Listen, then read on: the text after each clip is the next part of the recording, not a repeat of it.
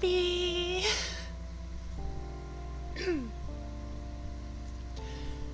Woo! Mal! Thank you for the host! I am anticipating many problems because my internet has been like enemy number one for the past like couple of weeks now. Yeah, I know, like, before I DC'd, I was already at like over 6,000 frames dropped. So, until further notice, here's how I think this is gonna work. I'm gonna employ a 3 strikes rule. Essentially, if I ever disconnect on stream, you know, over 3 times, then I'll probably call stream quits. Otherwise, like, I'll just try my best to continue to persevere.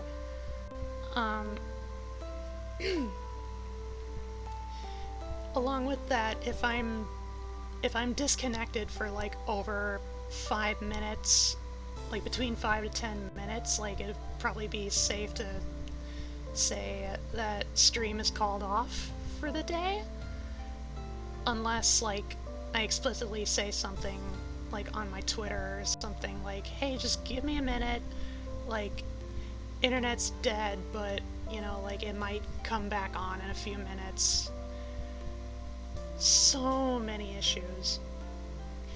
Makes a Froggy sad because I miss streaming. It's been a while. All I wanted to do was play some indie games.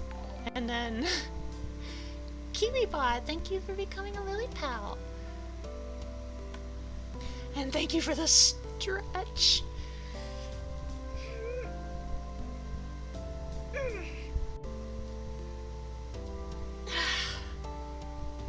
It's a little bit early, but you know, I'll take it. Okay. It's also specifically because of my poor internet, like all of my problems, that I decided, like, you know, it might be my content might be a little simpler, a little more low-key until further notice. You know, which is why I decided to do a more SCP reading. Because I figure, like, even if I DC, you know, in the middle of stream, even while I'm narrating, I anticipate that, you know, if my viewers, if my Lily Pals just wanted to pick up where I left off, they easily could. SCP is public to all. So, that's my rationale. So yeah, I have a 3 strikes disconnection rule from now on until further notice. So yeah. I'm filled up with, the last of the beef taquitos we had in the freezer, as well as the last of the cheese curds that's been hidden for a little while. SCP! SCP! Let's go! Alright, I'm gonna carry y'all over.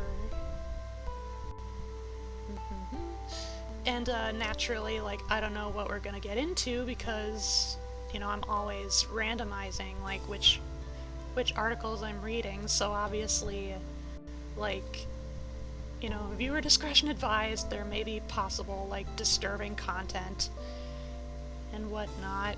I'm a casual, like, horror appreciator. So let's see. SCP contest is still going on, it looks like. Random.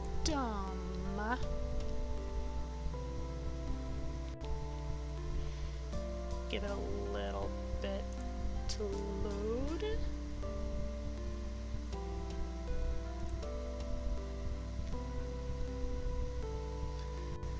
Okay, we got SCP-3509, the rating of +19, so a little more obscure. SCP-3509, Object Class Euclid.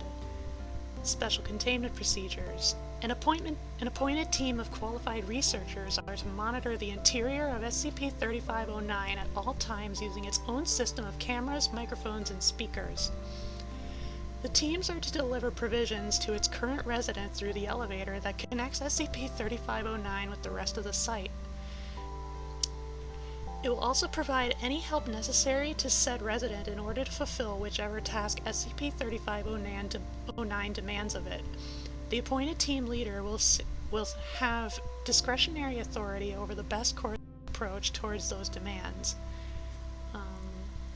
Yeah, and obviously, like, image right here. Image taken inside the control room of the underground complex prior to the incident that turned the location into SCP-3509.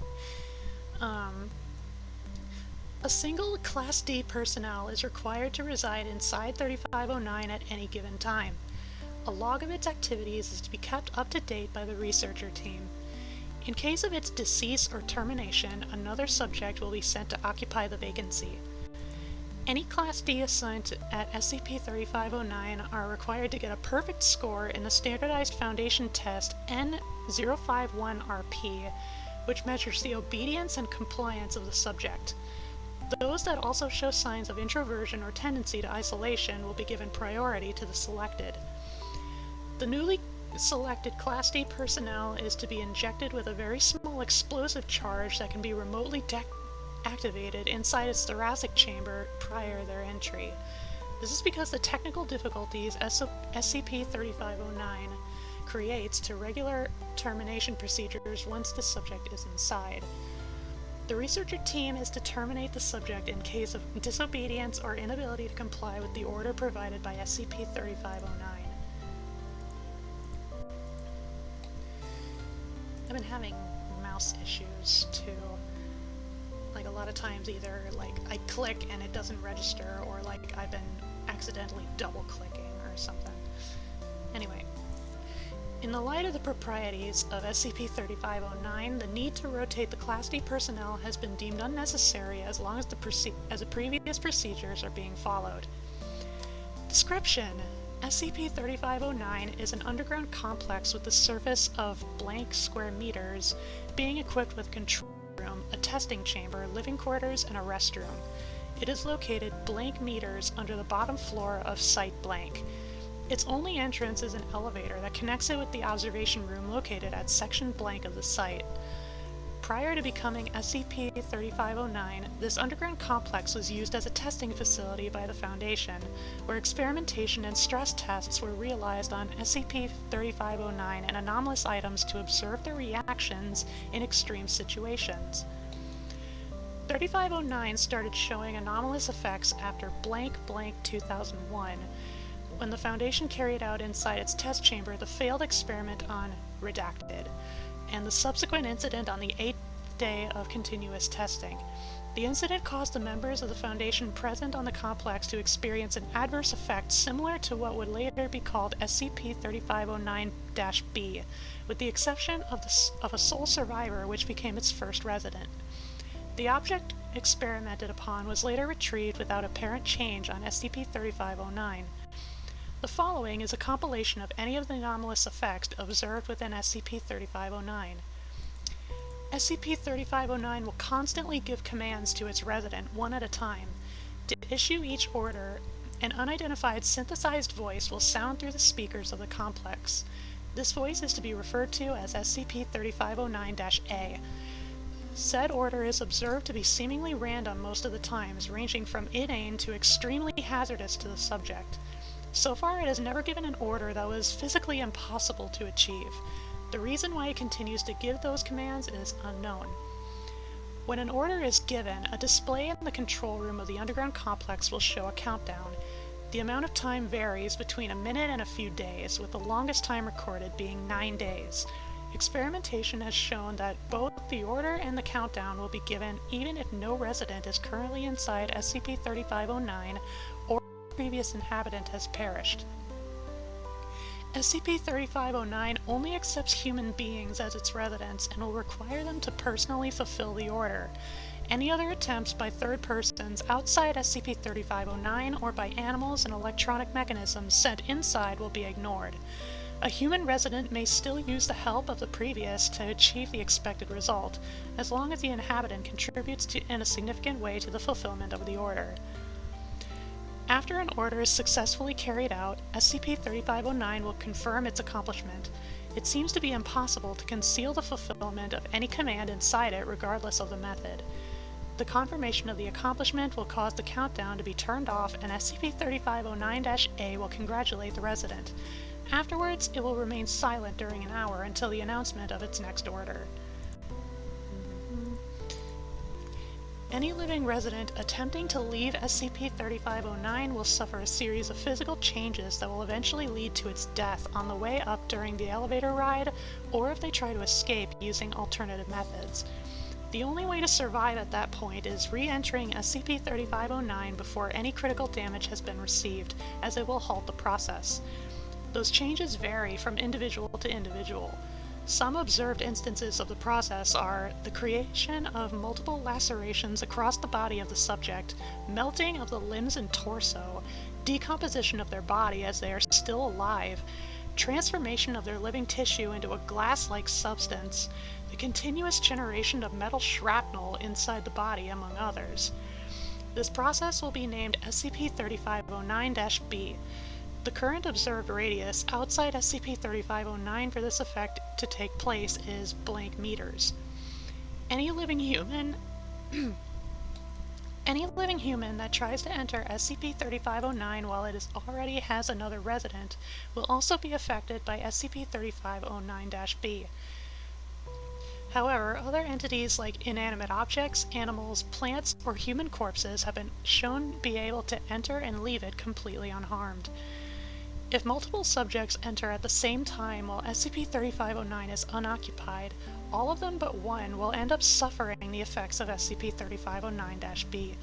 The surviving subject will be physically unharmed, but will usually have to be terminated due to its highly unstable psychological state after having witnessed what happened to the other subjects. See Addendum 3509-2 for more details. Any attempts to breach the underground complex by any other means have ended in failure. Currently, no further attempts are allowed. It has been observed that SCP-3509 has at least some degree of sentience and consciousness of itself, as shown on some logs in Addendum 3509-1. In the only instance that the order wasn't fulfilled in time, the area of effect of SCP-3509-B began expanding at an alarming rate, affecting multiple SCP Foundation staff and Class D present on the site. See Addendum 3509-2 for more details. Besides the aforementioned, no other anomalous phenomena can be observed neither on SCP-3509 nor its resident. If the subject is complying and is able to complete tasks ordered by SCP-3509, it can survive within it during long periods of time. The record time of a resident surviving within the complex has been for 5 years. In some instances, the observer team observed traces akin to that of symbiotic nature between SCP-3509 and its resident. However, these behaviors are not frequent, as SCP-3509 usually shows very little regard to the well-being of its inhabitant. Hi Rem! Hello! We are just beginning with our first SCP. Also, goodness gracious, there's been over 18,000 frame drops already? My. Oh well, we're trekking on. At the current point in time, it has not been fully tested what happens if an order given by SCP-3509 is disobeyed, as so far every single order it is given has been eventually carried out, albeit one outside the time limit.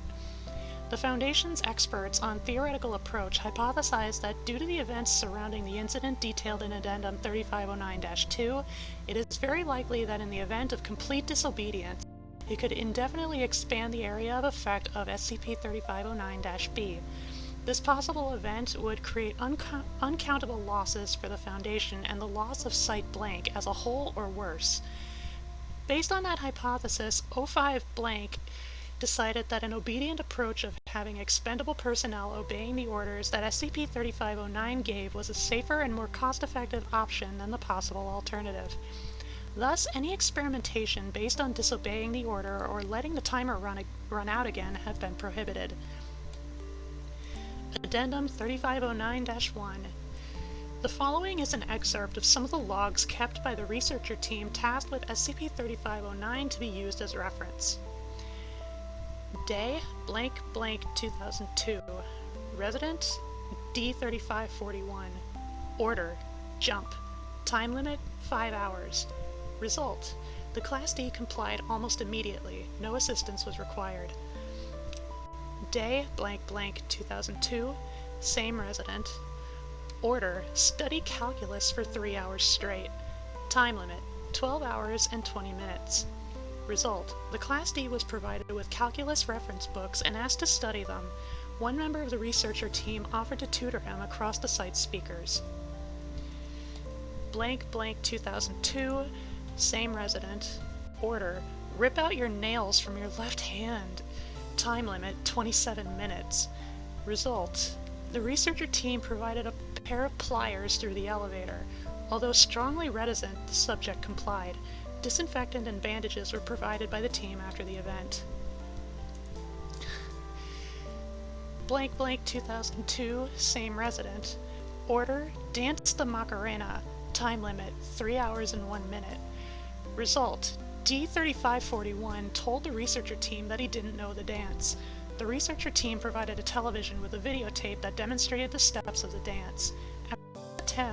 After some attempts, D3541 achieved to do a dance sufficient enough for the order to be deemed accomplished. Blank 2003. Resident D3557. Order, the floors are dirty. Clean them. Time limit, 5 hours and 49 minutes. Result, the researcher team provided D3557 with cleaning tools and it proceeded to obey the required task. The statement "the floors are dirty" was found to be most unusual, as SCP-3509-A hadn't said this kind of comment on an object before besides the congratulatory message at the fulfillment of an order. Blank blank 2003, residents, the same, which was terminated, as well as D4286. Order, write a poem. Time limit, 1 hour and 30 minutes. Result, the Class D told to the research team that he was illiterate. After a discussion within the team, it was decided that trying to teach D3557 how to write in that short amount of time was highly unlikely. D3557 was terminated through the explosive charge in his chest and a replacement was sent. This replacement was tasked to write the poem once the elevator had reached its destination, before exploring the rest of the complex. Once SCP-3509 congratulated her, the research team asked her to dispose of the corpse of the previous resident through the elevator. Note: it seems that when the elevator is on the entrance of the underground complex, SCP-3509 recognizes it as part of itself, allowing its resident to carry its orders inside it. This should be noted for further reference. Team Director Dr. Karam. Blank blank 2004. Residents D4311 terminated and Junior Researcher Garcia. Order, smoke a cigarette. Time limit, 1 minute. Result, see Addendum 3509-2. Oh dear. What? Egu, thank you for the host! Thank you! Mel beat you to the punch! Honestly, stream has been pretty steady, just delayed a bit. If it's going, that's all that matters, I guess. Blank blank 2004. Residents Junior Researcher Garcia, deceased, and D4371. Order, Dance Clack. Time limit, 1 day, 2 hours, and 56 minutes. Result, Junior Researcher Garcia committed suicide. A new Class D resident was sent to carry out the order as well as to retrieve the remains of the junior researcher. Blank blank 2005. Residence, D4401. Order, sing out loud the song YMCA by the Village People. Time limit, 9 hours 42 minutes. Result, D4401 showed signs of stage fright and told the researcher team that he was feeling too self-conscious to sing. The researcher team reasoned and encouraged it for a period of time until the Class D suggested that he would feel more comfortable singing if the researcher team sang along with him through the speakers. After a short discussion within the team, it was decided that it would be easier to humor the Class D than preparing another substitute, and agreed to the subject's request. The order was subsequently fulfilled without further incident. Blank blank 2006. Residence, D4441. Order, do 100 push-ups and 100 sit-ups. Time limit, 24 hours. Due to the extremely poor physical state of D4441, problems arose as it seemed to be unable to finish the regimen in time. The researcher team spent the day giving Class D encouragement and teaching it techniques to facilitate the fulfillment of the order. It was eventually accomplished by the 22nd hour mark with signs of exhaustion on the Class D. Blank blank 2006, same resident. Order, pet a koala. Time limit, 2 hours.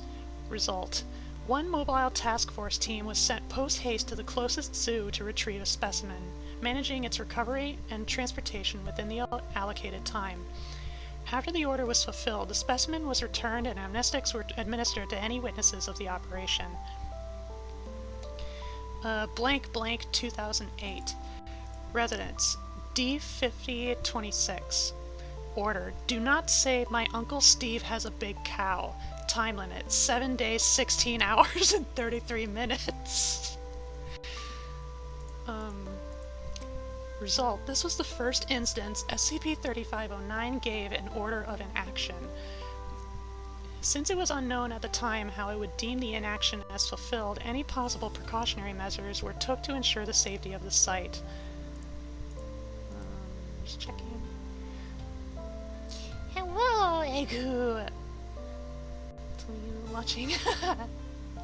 You have a good boy. You are both good boys. Pat pat.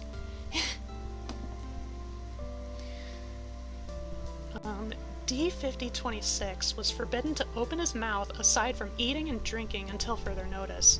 The researcher team closely monitored D5026 at all times to ensure termination in case of any attempt at speaking. As the countdown kept descending without any indication of fulfillment of the order, an emergency meeting was called to discuss the situation with the site director, other chief staff from the Foundation. The last hour of the time limit, an evacuation on all personnel in site was issued, and the use of Omega nuclear warheads was prepared for the worst-case scenario. At the last second, SCP-3509-A gave the announcement of order fulfilled and added that its resident could now say whatever it wanted. Once the crisis was deemed to be averted, the Foundation staff returned to their regular activities and the incident was disguised as a security drill. Afterwards, D5026 commented how easy this order had been compared to previous ones since he didn't have any uncle called Steve. Blank blank 2009. Same resident. Order, repair the broken lamp. Time limit, 6 days, 3 hours, and 4 minutes. Result, D5026 was given the materials and instructions by the team to repair the light bulb that was accidentally shattered during the previous order of play racquetball by yourself for 5 minutes.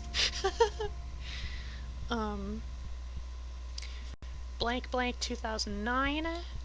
Residence, D5026, deceased. Order, walk 3 meters on a tightrope.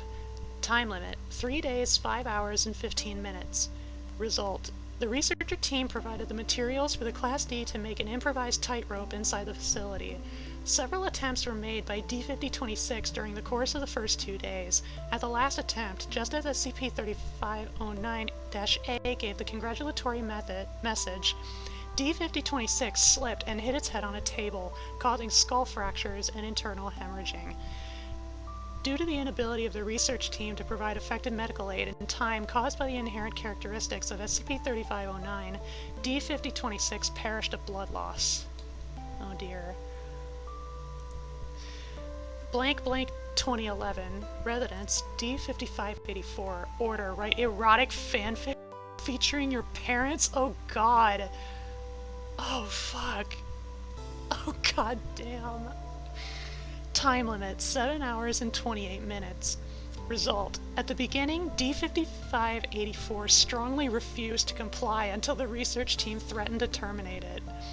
The audio-visual recording showed the Class D writing something on a piece of paper and immediately tearing it apart after SCP-3509-A gave the congratulatory announcement. Oh dear. Oh my god, that's awful. Blank blank 2013. Residence D-5584. Completely immerse yourself in sulfuric acid. Oof. Result. The researcher team provided a tank full of sulfuric acid through the elevator and a hazmat suit. After D-5544 had been reassured that the suit would protect him from any major burns, he decided to comply. Treatment... Actually, I think that's D-5584. I think that's a typo. Treatment materials for second-degree chemical burns, as well as telephonic assistance on how to apply them, was provided after the testing. Blank blank 2013, same resident. Order, ride an elevator. Time limit, 1 day, 2 hours, and 3 minutes. Results, discussion of making D-5584 use the entrance elevator took place within the researcher team. It was ultimately decided against it for ethical reasons, and instead, a small mini-elevator was built and sent inside SCP-3509 to fulfill the order. Blank blank 2015, same resident. Order. Good job. You may now exit SCP-3509 and bring in a new test subject. Time limit, 9 days. Result. Permission was given at D-5584 to use the main elevator by the researcher team. This has been the only instance of someone being able to leave the underground complex without being affected by SCP-3509-B. Another Class D was sent inside SCP-3509, which marked the order as fulfilled. Further testing showed that, barring this exceptions, SCP-3509-B still occurs every time anyone else tries to exit, and continues functioning as if this incident never happened. When interrogated about it, D-5584 claimed to have no knowledge why only he was allowed to leave.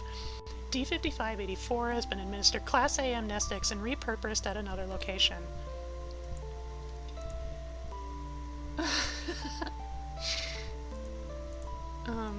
Addendum 3509-2. The following is a compilation of documents recording the containment breach caused by SCP-3509 on blank blank 2004. Document 1. Email from the team director to the researcher team sent the day prior to the containment breach. From Team Director Dr. Karam to Dr. Cobb, Dr. Zhurov, Junior Researcher Garcia, and Research Assistant Tanaka. Subject: experimentation on the behavior of SCP-3509. A test is scheduled for tomorrow. This test is to measure how SCP-3509 will react if multiple living individuals try to enter at the same time. The test will begin immediately after the current resident fulfills any order issued by SCP-3509 after 8:30. When the order is fulfilled, the resident will be terminated and 4 Class D will be sent down with the elevators simultaneously. I expect all of you to be prepared and ready to deal with any unexpected consequences. Dr. Karam. Document 2. Excerpt from the telephonic interview with Junior Researcher Garcia, the resident at the time of SCP-3509, taken an hour after the stabilization of the containment breach. Recorded by Agent 58, leader of the squadron sent to investigate the current events, using the telephone situated at the researcher team's observation room. Who is it? Thank God someone picked the phone. Thank God. This is Agent 58, leader of the squadron blank. Who am I talking to? I'm blank Garcia, a junior researcher. My ID number is blank. From where are you calling from? I'm inside SCP-3509. According to the information given to me, only Class D are usually sent inside SCP-3509. My voice is cracking cracking unusually much. Maybe I need a sip.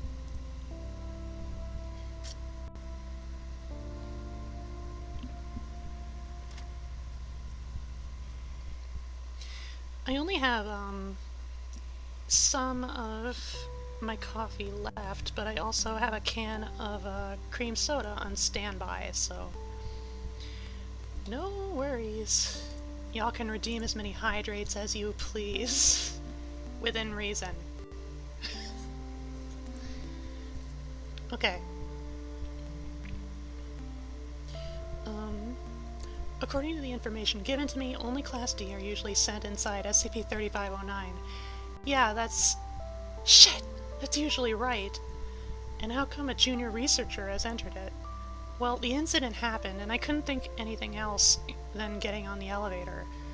Wait, are you telling me that you were present during the incident? Yes, fuck! I was there! Was assigned to the researcher team for SCP-3509. Hold on a minute. Background noises of Agent 58 speaking through a walkie-talkie. Sir, I would like to ask for your cooperation to relay your account of the events that happened today from 9:37 hours to 12:56 hours. Well, we had this test programmed in which we were supposed to send multiple Class D inside SCP-3509. During the test, we observed that all of them but one became affected by particularly gruesome manifestations of SCP-3509-B. Fuck, it hurts! The cameras showed that the surviving Class D ran away from the elevator once it opened its doors and sat on a corner of the control room, cradling his head and moved back and forth. Please, may I ask for some first aid supplies and painkillers? I'm hurt, and I could really use them. Let me consult my superiors. Background talk. Okay, I've been granted permission to provide the required items. They will be sent by the elevator at the entrance. Thank you. Thank you very much. Hold on still.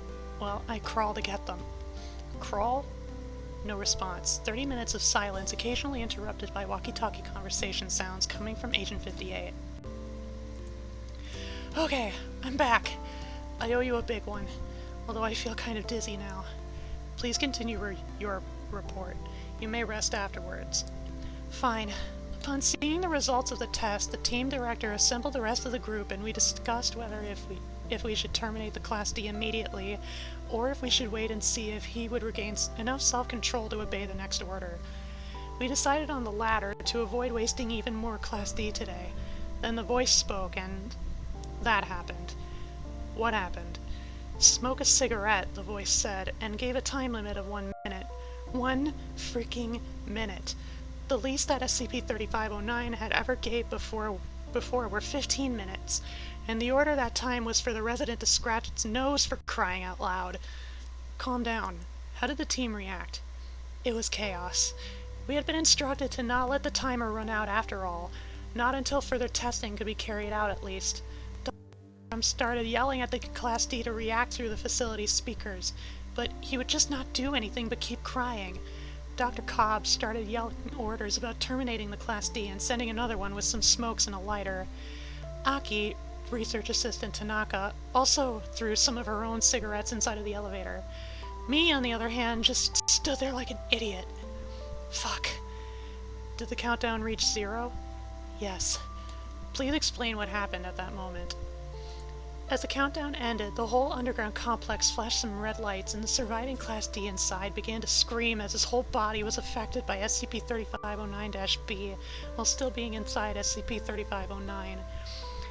It was different than other instances previously observed, as it went slower, and based on my own experience, it seemed much more painful. It started by the plant of his feet, turning them into ashes in this case, and that soon spread to his legs and lower torso. The subject could not stop screaming, and we, the team, stared in terror as he twisted and turned in agony. The next thing we knew is that our own bodies started being affected by SCP-3509-B as well, despite being outside of its usual range of action. Dr. Cobb hurriedly pressed the switch to terminate the subject. That wasn't enough to stop our own ailment, though. I saw them all die, one after another. I heard screams outside the observation room, as well as someone yelling that the backup Class D was attempting escape. It was hell.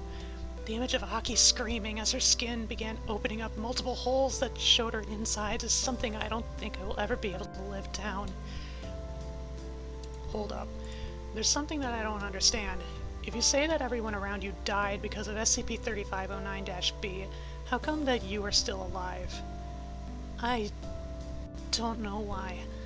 At the beginning, SCP-3509-B started wrecking my feet at the same rate as everyone else, but then somehow it started to consume me slower. I don't really get it myself, but I think it slowed down on me alone after Dr. Cobb terminated the Class D for some reason. My best guess is that SCP-3509 had already selected me as its next resident, but that's just my hypothesis. Noted. Continue. At that moment, I couldn't think of anything. I was confused and hurting. I didn't know what to do, just that I needed to stop that somehow. I acted without thinking, and using what remained of my legs, I entered the elevator, pushing the button to go down. So you entered there voluntarily, despite knowing the consequences? I was desperate, okay? I realized what a blunder I had made as soon as the doors closed, and sat down as SCP-3509-B continued to consume my flesh. I knew I was gonna die there, and nothing mattered anymore. That's when I looked down and saw on the floor the cigarettes that Aki had thrown before. I think at that point I was experiencing an adrenaline rush, because despite the pain, I thought, you know what? Why not have one last smoke? I grabbed a cigarette and started smoking it. That's when the lights flashed white and the other door of the elevator opened. I heard SCP-3509-A's voice giving the same line it says every time the order is fulfilled. However, it added at the end something that I've never heard before, that it would not allow for any other delays in fulfilling the order. I see. Hold on one moment. Background noises. Okay, that would be sufficient for now. My most sincere condolences for what happened to you, sir. Don't need them. Just tell me if there are other people alive on the site. Yes. Although some heavy losses have occurred in the closest sectors, most of the site's personnel has survived. Regrettably, your team... I know. Well, if that's everything, I think I will rest for now. These painkillers are really kicking in. The synthesized voice of SCP-3509-A sounds on the receiver. Next testing procedure order. Curse out loud. Time limit. 40 minutes. Fuck my life. The synthesized voice of SCP-3509-A sounds on the receiver. Order fulfilled. Congratulations on the success of the test. A following test will be performed shortly. End of excerpt.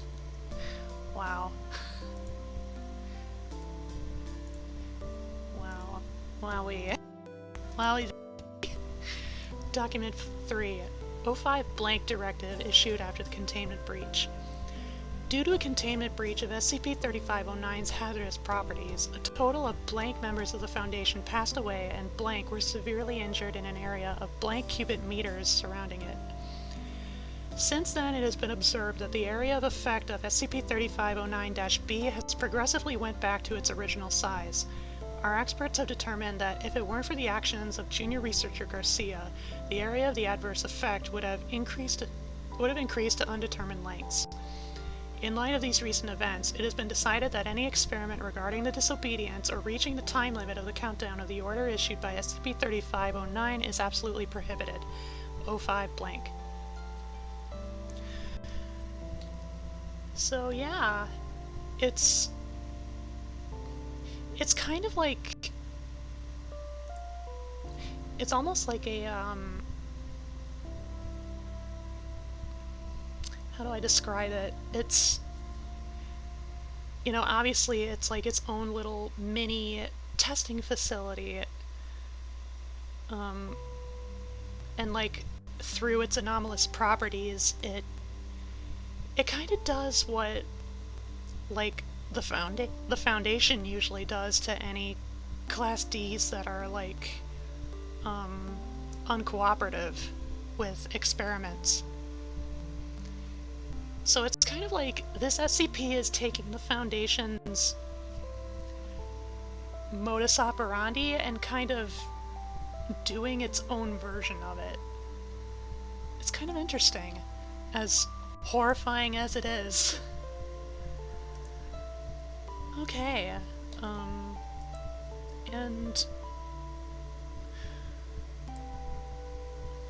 what's the subtitle of this SCP? I'm curious. I think it goes to Series 4, yeah.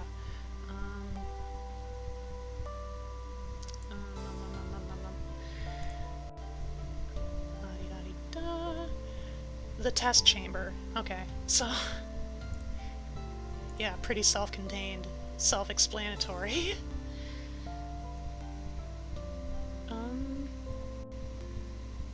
I do like this picture though. It's something about it. Something about it I like. It's almost like semi-retro.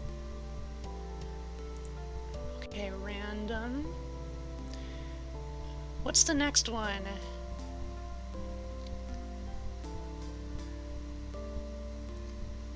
Huh. Same section of the same series. 3576 with a rating of 28. So yeah, seems to be another one kind of overshadowed by a lot of other bigger ones. SCP-3576 Object Class Euclid. Special Containment Procedures. SCP-3576, the surrounding woodlands, and the village of blank Belarus are designated Site-233. Site-233 is to be kept free of non-Foundation personnel via the following means. Road access has been restricted, with Foundation-controlled checkpoints placed on the approach of the village of blank. All other roads have been diverted with the assistance of the Belarusian government. Sections of SCP-3576 accessible via foot have been augmented with sections of 3-meter-high fencing and are routinely patrolled by 2-man teams. Motion-sensing cameras have been placed at strategic locations along the distributed border fence line. As of January 9, 2014, no guard dogs are permitted within Site-233. The village of Blank has been co-opted as a Foundation research site. The former residents have been relocated and the area designated off-limits due to a post-Chernobyl radiation flare-up event cover, as outlined in the Eastern European Operations Guide. Note: Site-233 is currently undergoing renovations to make room for a number of anomalous objects recovered in Operation Breach Curtain. Personnel are advised to keep noise pollution to a minimum so as not to interrupt the continued testing of SCP-3576. And the picture here, interior of SCP-3576 taken by junior researcher Letzt, who believed he was photographing a witch's cottage, one of the more common structures simulated by SCP-3576. Oh boy! We're getting witchy! Witchy. Description. SCP-3576 is an 8.5 to 9 kilometer squared section of the...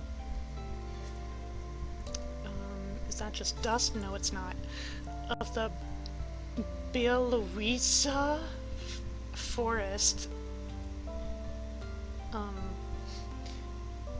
Yeah, there's a lot of, like, characters, like, Eastern European characters that I'm not really sure how to read, but I'll butcher them as much and as respectfully as I can.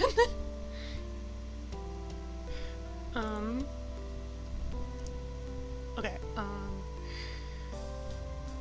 located 2.8 kilometers from the currently Foundation-held village of Blank Belarus, SCP-3576 is largely comprised of old-growth pedunculate oaks, Quercus robur, and associated undergrowth, though SCP-3576 has a higher proportion of natural clearings than the surrounding forest, forming semi-connected areas of mostly open, traversable woodland.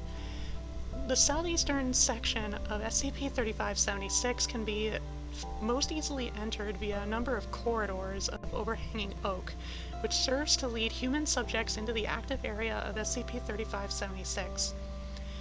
There are no human structures within SCP-3576, and archaeological examination has found no trace of human habitation in the last 5 to 6,000 years. SCP-3576 enters an active state when a human, unaware of its anomalous properties, crosses the boundary of the designated section of woodland. Research into the viability of aerial insertions into SCP-3576 are ongoing. Within 5 to 10 minutes of a human entering SCP-3576, all mammals of sufficient mass, between 60 to 300 kilograms depending on species, at that time will be conscripted into an SCP-3576 narrative, and are henceforth designated SCP-3576-1.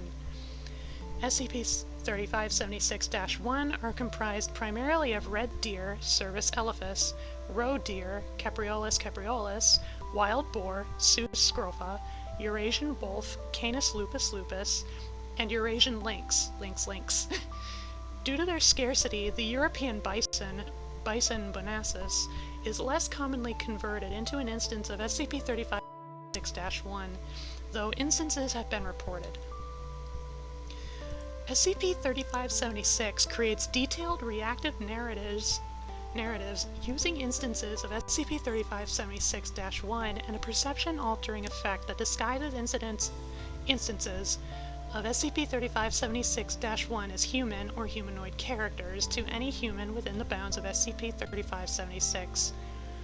Audiovisual recording devices are not affected by SCP-3576's anomalous effects, and as such the content of the narratives are known only from first-hand accounts, while the human subject sees, hears, and can even touch what they believe to be a woodsman, knight, noblewoman, and other characters. Digital recording equipment perceives only an animal in distress, forced through unknown means to stand on its hind legs and make simple vocalizations when the character speaks. Additionally, SCP-3576 also creates props and sets in what is believed to be a similar fashion to the characters, providing the backdrop for each narrative in a style that matches early modern construction and architecture of the area, though with an ornate quality that is shared by the outfits and appearances of SCP-3576-1. All language, either spoken by instances of SCP-3576-1 or written on props created by SCP-3576, matches the native or preferred language of the primary human subject. At this time, it is unclear how SCP-3576 chooses the primary subject when presented with multiple humans at once, though initial testing does point towards factors such as creativity, confidence, and leadership skills, all affecting the likelihood of an individual being chosen as the primary subject. Subjects that are aware of SCP-3576 and know the true nature of SCP-3576-1 are not affected by SCP-3576, and their presence will return SCP-3576 to an inactive state within 5 to 10 minutes of entry. Subjects that discover the true nature of SCP-3576 or 3576-1 during the course of a narrative will cause a similar loss of activity. Instances of SCP-3576-1 that are released before the intended end of an SCP-3576 narrative shown heightened states of distress and unpredictability, either attempting to flee the human presence within SCP-3576 or reacting violently to humans and other animals. These behaviors are consistent with wild animals in high-stress situations and are not believed to be a direct result of the anomalous effects of SCP-3576. SCP-3576 narratives last between 2 to 5 hours, depending on the actions of the subject. SCP-3576 narratives resemble a number of traditional local stories, though often veer away from the standard or expected endpoint based on the choices made by subjects and availability of SCP-3576-1. Narratives tend to form the following basic premises, based on the number of animals within SCP-3576 at the moment of activation, though have been known to transition to more complex narratives if more animals, and thus SCP-3576-1, are introduced. So, if it's 1 to 4, a prince, princess, or other young noble who must be led home, often initially presented as a simple lost youth. 4 to 9, Two young warriors preparing for a duel, one of which must be prepared for the battle and protected from assassins sent by their opponent. 9 to 14. A lost caravan transporting either a person or object of great value is ambushed by brigands, and the survivors require help to survive. 14 to 23. A wedding between two people of some importance will take place, but is interrupted by a jilted former lover of one or both of the intended, leading to conflict. 23 to 41. A ball or either gathering is taking place, but the host, worried about a possible attempt on their life, requires the help of an outsider to find the one or more conspirators who have come with malicious intent. And then 41 and over. A pitched battle between two feuding houses over a failed marriage between them, which can only be stopped if the pair can be reconciled or otherwise convinced to call off the feud.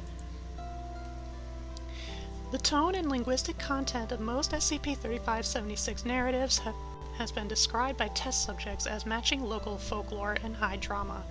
While no mental compulsions have been proven, subjects are often caught up in the narrative, often engaging with the characters even when instructed to do otherwise.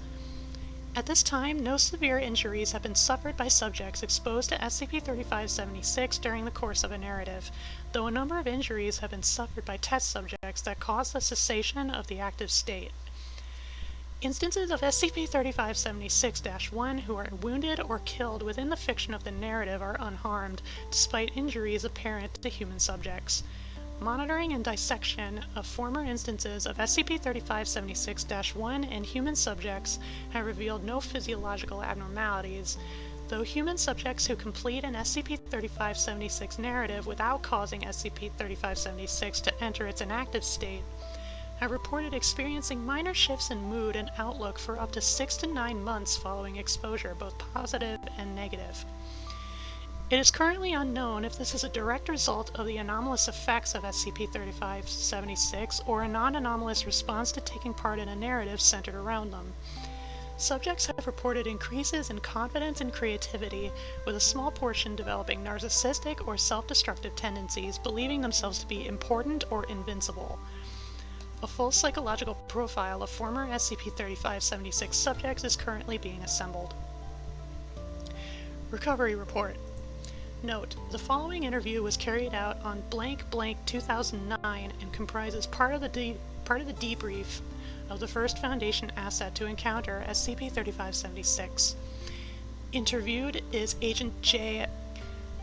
Kowalczyk, attached to Eastern European recovery operations between 1998 to 2014, and interviewer is Dr. Harland. Begin log, blank blank 2009, 1537. We'll have you back in the field as soon as possible, Agent. I just want to go over your report with you. Given the nature of this object, your first-hand account may prove important.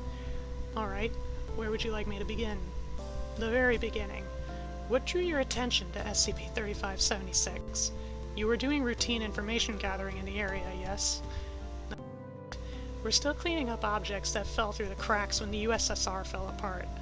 Some security guard leaves a GRUP-operated site when the pay stops coming and takes home a souvenir that kills his whole bloody village. You believe this may be what's causing SCP-3576? No, that's just why we were in these tiny little towns nobody has ever heard of. We find someplace central, large enough to let a half-dozen agents meet without getting noticed. That becomes a base of operation, and from there we split up and go check out the little towns in the area. I got blank. Your report mentions local legends about the forest. Folklore, yes. Not the sort of thing we usually focus on, but I was pointed towards a hunter.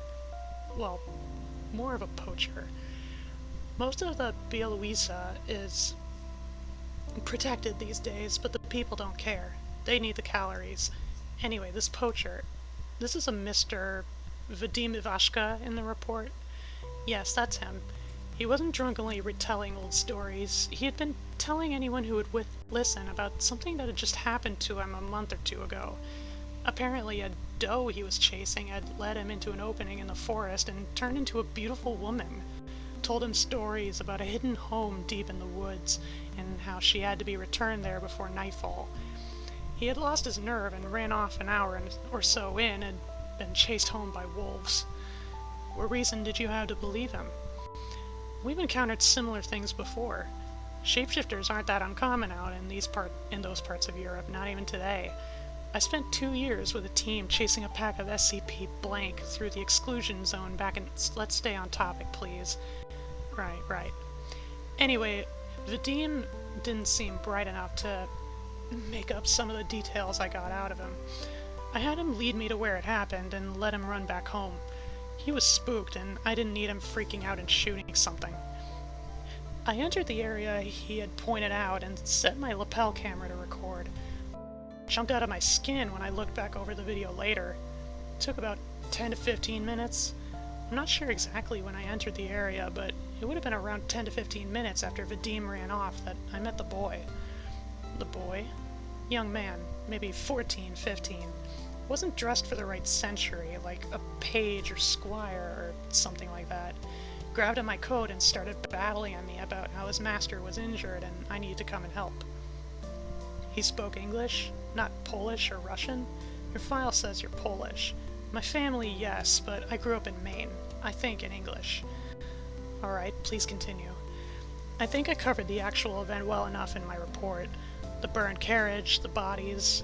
It was like walking into a set from a period movie or out on stage. Very curated, I guess. I've seen what an actual ambush looks like, and this wasn't it. All these injured men were laid out where they could groan and show off their wounds as the boy led me in. Arrows littering the scene, artfully placed. And that was when SCP-3576 ended its active state. Is that what we're calling it? Yes it was. I had a moment of realization. It all just lined up in my head that this wasn't real, that it was a show being put on for me, and it collapsed. Suddenly I was standing in a clearing with a dozen deer, some of them balanced on their hind legs, most of them laying around. They all bolted at once. And the recording? On the whole time. I returned to blank and checked the footage. Nothing. No carriage, no arrows, no wounded soldiers. Just the deer moving around, looking uncomfortable, making these mewling sounds like they were being held in place. But the boy was worse. He was a wolf, and when he was tugging at my coat, the camera was right on the wolf's face. Eyes rolling, whimpering. Poor thing was terrified. End log. Closing statement. Following visits to SCP-576 by Agent Kowalczyk returned no anomalous effects now known to be due to the nature of SCP-3576 and how it interacts with knowledge of its properties. Agent Kowalczyk declined further involvement in research into SCP-3576. As of 2014, he has been acting as a liaison to the Dusho wing of the Polish government. Incident 3576-38-B. On January 9th, 2014, a guard dog, German Shepherd, attached to one of the perimeter patrols around SCP-3576, escaped its harness and chased a rabbit into SCP-3576 before it could be recaptured by its handlers. At that time, Test 218 was underway, and the escaped dog became an anomalous variant of SCP-3576-1, hereafter referred to as SCP-3576-2 after entering the active zone. SCP-3576-2 did not integrate with the narrative underway. SCP-3576-2 successfully escaped the perimeter of SCP-3576 and is currently uncontained. SCP-3576-2 retained its anomalous properties on leaving SCP-3576, and its retrieval is considered a top priority for agents operating in Belarus, Poland, and surrounding areas. SCP-3576 has been updated to Euclid status. Footnotes. The Chernobyl Nuclear Power Plant Zone of Alienation. See document CH-0331 for more information on Foundation operations in the area. I see. So it's an illusory woodland creature storytelling forest. Thank you, Saladin, for the hydrate. I don't know when you redeemed that, but here I go.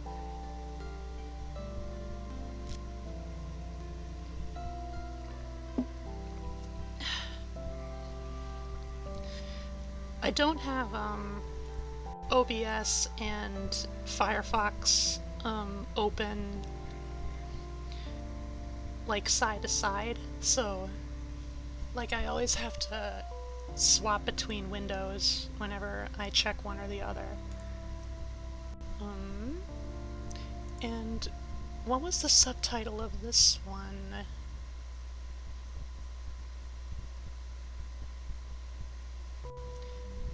$35.76.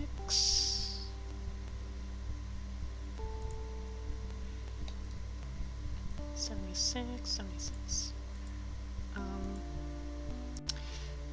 Think about this and all is mended. Aha.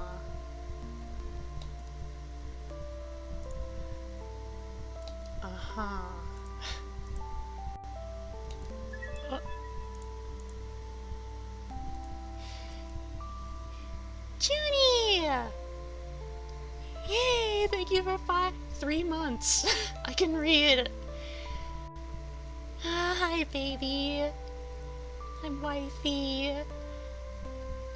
We just got done with a couple of SCPs, and they were both from the same section here, funny enough.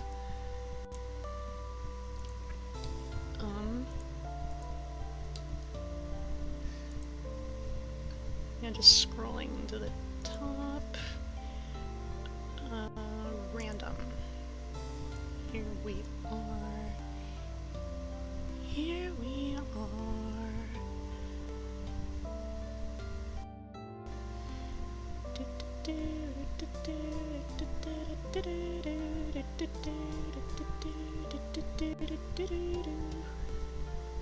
It's loading.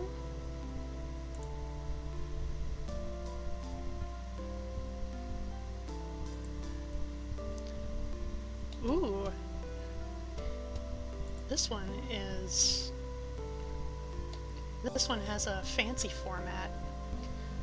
Okay, so with a rating of 15, SCP-5237. Enter authorization key, status verified, welcome holder 13. Remember not to forget.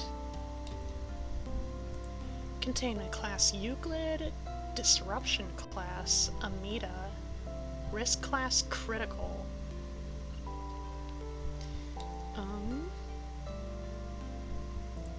Special containment procedures. Knowledge of SCP-5237's existence is held solely by the O5 Council and the designated holder. The holder protocol is to be followed at all times. And you know what? That immediately just made me think of... Does anybody else know about the holders? It's sort of like a similar, like, creepypasta adjacent series of stories. In some ways, like, similar to SCP. I gotta read those stories one of these days. Dare I say, it might even be like a long-running series. Because there's a lot of them. There's a lot to read. There's 538. 538 entries. And I would just go one by one over time.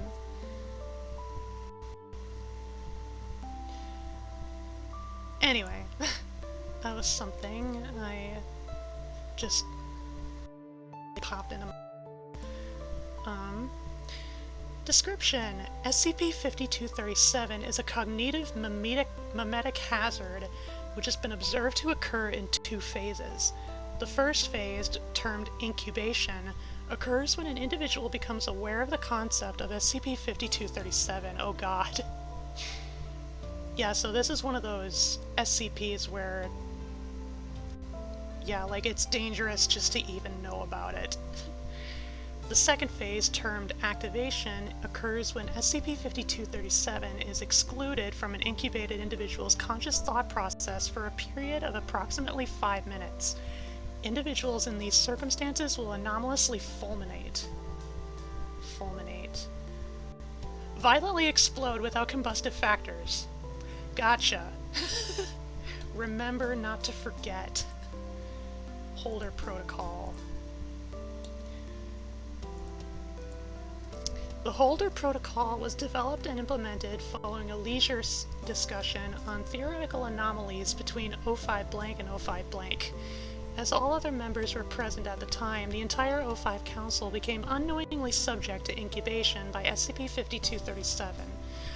As the group was beginning to move forward with documentation review, O5 blank suggested conducting a test around the discussed theorized anomaly as a precaution, on the chance it turned out to be true. One D-Class personnel was brought in, and the concept was explained as a thought experiment. The D-Class appeared uninterested and was to return to their cell.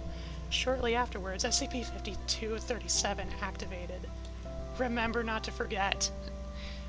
Holder Protocol. Current holder, D-10572, Holder 13. Purpose: to contain knowledge of SCP-5237 in the event of the dismantling or destruction of the O5 Council. Due to uncertainties regarding the anomaly's presence within the general psychosphere, all requests of neutralization are denied. Selection process. In the event of the death of the current holder, a D-Class from the scheduled terminations list is to be selected, their termination revoked, and assigned to the role of the holder. Preference should lean towards individuals with a high short-term memory score. Transition process. Immediately following assignment to holder, the selected D-Class personnel is to be anesthetized and their vocal cords severed. Following the procedure, the holder is placed into a secured room and provided with this entire document on an encrypted drive. Provisions, including food and water, are to be withheld until it can be confirmed that the holder has read and is aware of the contents of the document through affirmative prompts. Afterwards, the subject may be transferred back to their appropriate chamber and held until expiration. The holder is restricted from being assigned to any other tasks or roles, including those of regular D-Class personnel. Automated reminders are pinged to the current holder and all O5 members every 60 seconds to ensure containment procedures are upheld. Acknowledged risks.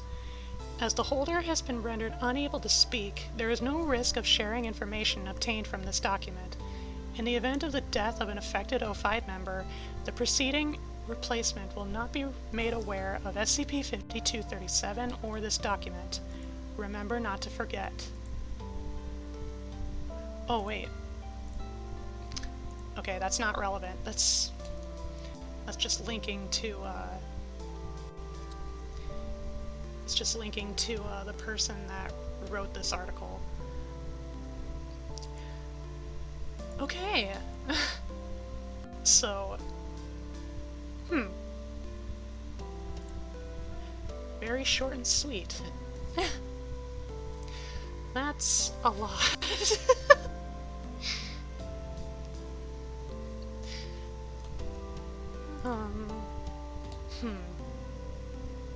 So,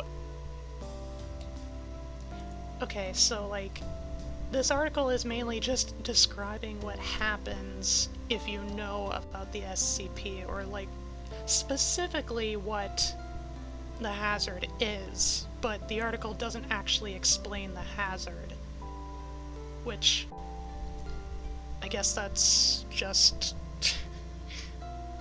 protocol. That's just being smart.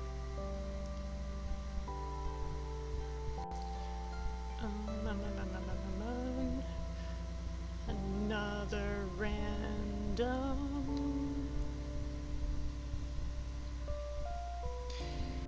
SCP-4874 with a rating of 54, so the highest we've had so far, highest rated. SCP-4874, Object Class Safe, Special Containment Procedures. SCP-4874 is contained in a steel-lined object locker installed with a standard radio surveillance unit. Description: SCP-4874 is an adult human heart within a blue backpack designated SCP-4874-A. The heart shows no signs of decomposition. All attempts to remove SCP-4874 from SCP-4874-A have failed. SCP-4874 is sapient and capable of emitting radio waves within a 30-meter radius.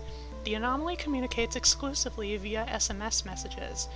Examples of recorded messages can be found in the addendum. Addendum Discovery.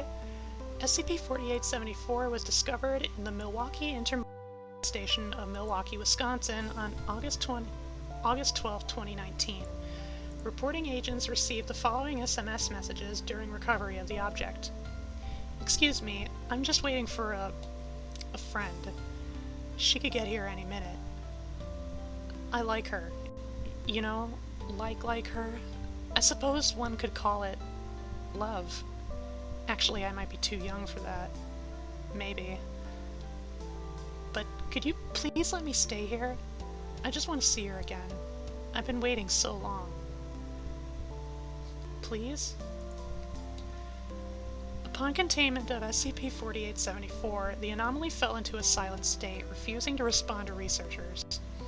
A leather-bound journal was discovered within SCP-4874-B as transcribed below. Notably, some pages were ripped out.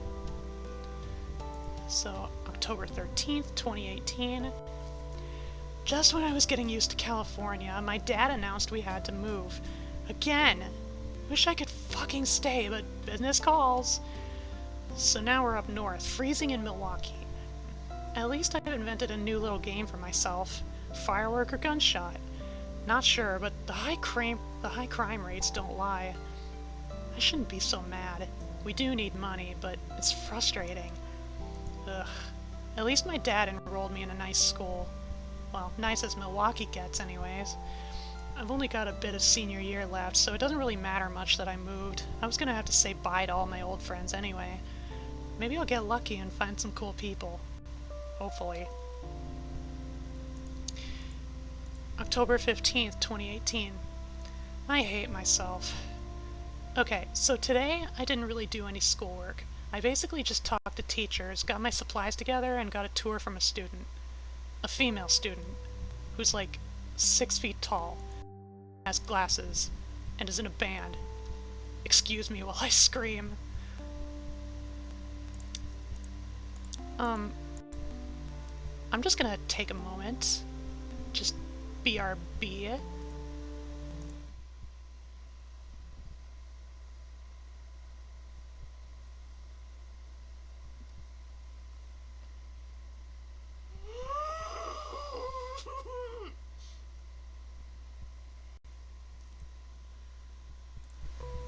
Okay, I'm good. Her name was Anya, and she shot me a peace sign when the principal introduced her to me, and I just about melted. She gave me her number as I was leaving, but I haven't worked up the courage to message her yet. I think this is gonna be a good year, though. October 16th. Anya introduced me to her other friends today. They're nice. One of them had a Switch, so I gave them my friend code, and everyone else at the table teased us. You gave them your friend code? You must really like them, huh? I laughed until I cried, and then Anya patted me on the head and I collapsed, flustered. I swear to God, I'm gonna have a heart attack from her eventually. I also texted her today! We talked about Milwaukee and how we want to go somewhere else, all that stuff. She brought up that some things are nice though, like the zoo and the museums. So now we're going to Discovery World this weekend. Little science museum for little kids, probably, but she says she enjoys the aquarium there. It's not a date. I don't think it's a date. I'm terrible at picking up signs, aren't I? October 20th. She kissed me by the turtles!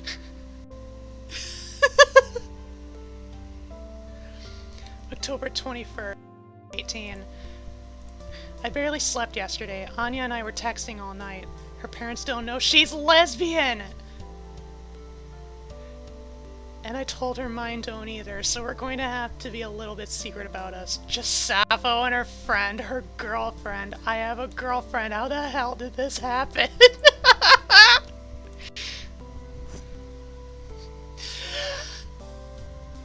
Froggy is alive!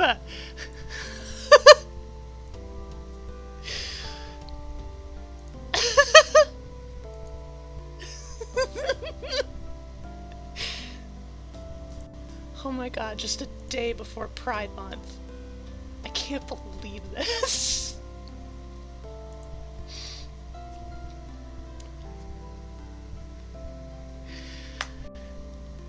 Anya put her arm around me at the lunch table. Her friends were catching on. One of them even winked at me. Our relationship was made a lot more obvious when she looked down and kissed me in front of everyone. I am going to have a heart attack. November 12th, 2018. I went to one of Anya's band concerts today, and she looked down and grinned at me in the audience before singing a song about two girls. I was one of the girls. It was about us. I'm gonna melt. I'm gonna turn into a liquid physically. I really like her. She's so talented and I can't really do anything. Maybe I can sell my diaries later in my life. Autobiography of a flustered gay. It'd definitely sell out.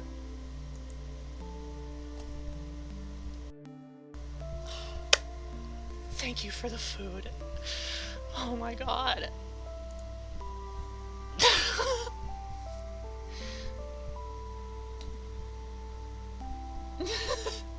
Living for this, wow, gals being pals. Yes! Yes! The best emote, yes! 'Twas the gay before Pride Month, and all through the stream, not a viewer was stirring, all full of gay scream.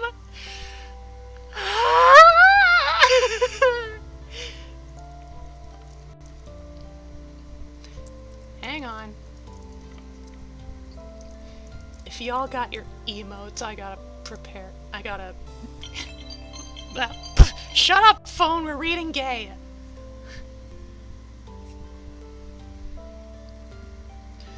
Oh my god.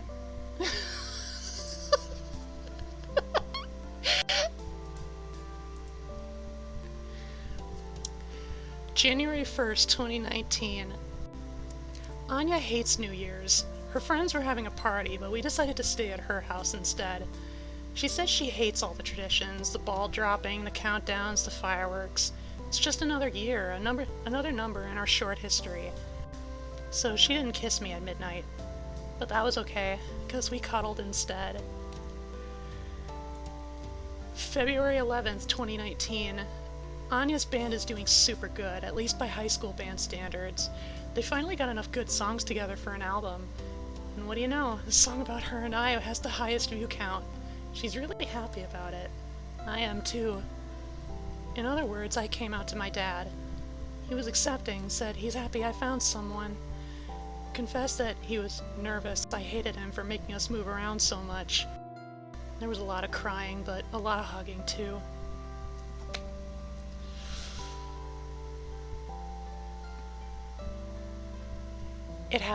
This has to end in tragedy somehow. It has to. The SCP Foundation is like 95% tragedy. When are they gonna drop the ball? June 7th, 2019. Anya's been weird recently. She hasn't been wanting to go on as many dates, saying she needs space. I think something's wrong. Or maybe I've just been clingy. I don't know. I hope she's okay though. I need her. Well, it sounds cheesy, but she's my everything. June 23rd. I'm so fucking angry. Not at anyone in particular. At the world. Anya's mom is sick. ALS. So her family is moving to, get this, California. Says there's some experimental treatments they're interested in. But why does the world hate me? It's not terrible. We can still talk, but it'll be different. I just hope she'll be okay. I hope I'll be too. July 15th. I felt so empty without her here. I hope she comes back soon. We're texting a lot, but It's not the same. I just want to hug her. I'm so tired. August 6th. Coming back.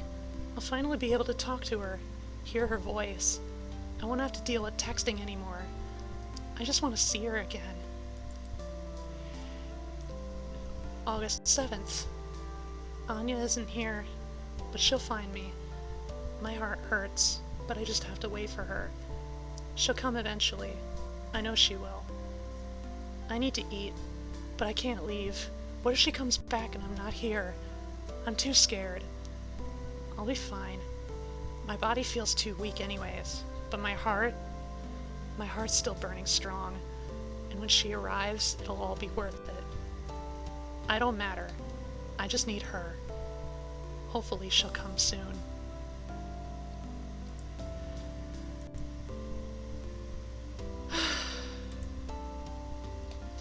What'd I tell ya?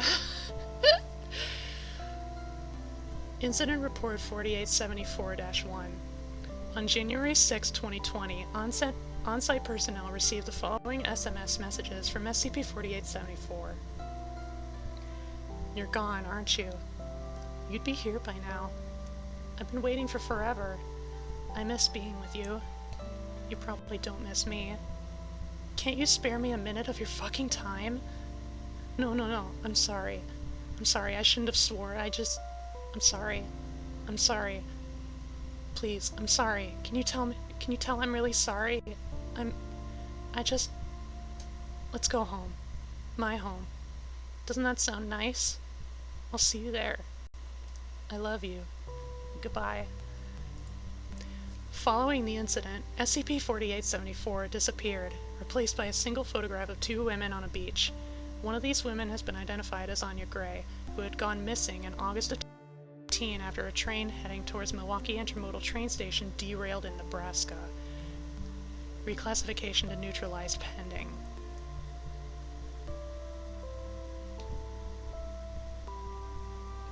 What did I tell ya? What did I tell ya?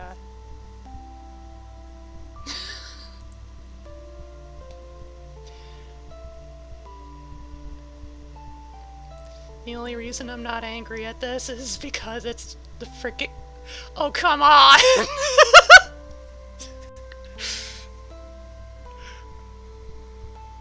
Well, okay, now I'm just a little bit... I'm a little bit angry.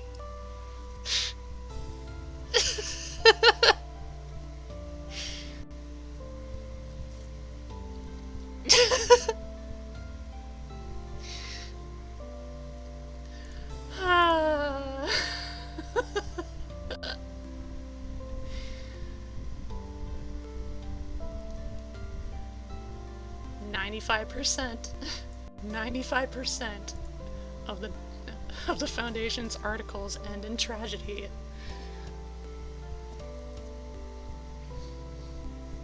The reason I'm not more angry, as I was saying, is because I'm genre savvy.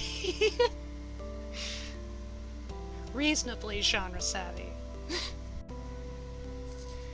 And let's see, this would be series 5, I think? It's usually like one ahead.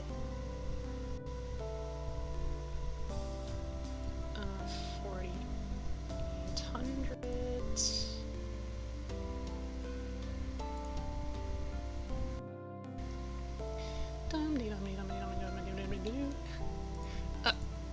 Beef with beef with beef with beef with beef.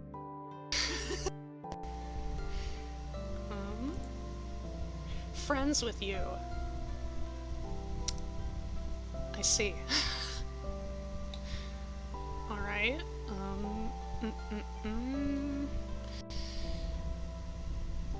Zoom in. Back up. Oh, what was the subtitle for the other one? The one that was like the mimetic cognitohazard thing.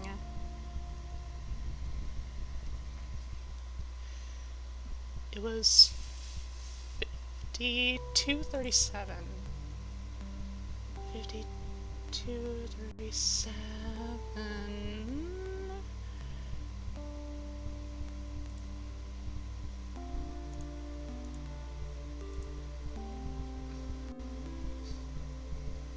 head like a hole? No, that's not it. I just want to know what that one is. I didn't notice it. 5237. Oh, it's just called In My Head.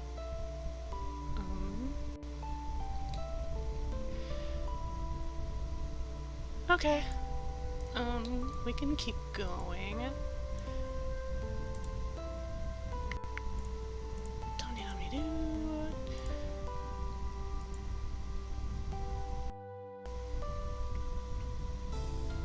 Still, as far as SCP goes, like, obviously,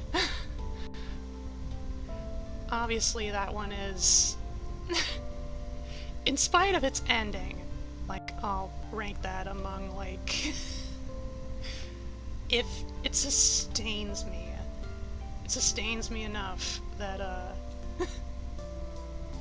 it'll keep it, like, within my top 10 until better ones show up. SCP-1514 with a rating of 294.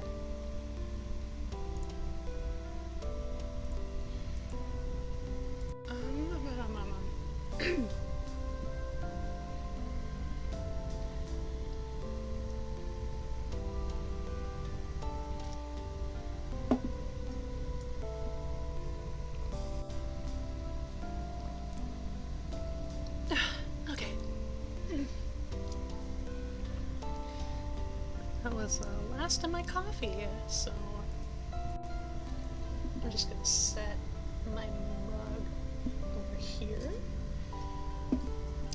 Now it's your turn, little buddy. Ooh, I saw a little bit of mist pop out there. That was nice. Okay. SCP-1514, Object Class Keter. Special Containment Procedures. SCP-1514-1A is contained at Secure Bunker Blank. SCP-1514-1B's status is to be monitored at all times, and any fluctuation of its homeostatic state beyond standard deviations is to be reported immediately. SCP-1514-1A's components are not to be tampered with, and any action beyond routine inspection of the device is to be met with immediate termination. Exactly one Level 2 or higher personnel with an appropriate engineering background is to inspect these components once every 20 minutes to ensure their continued function. Should said personnel breach protocol, the batrachotoxin collar equipped to them must be remotely activated.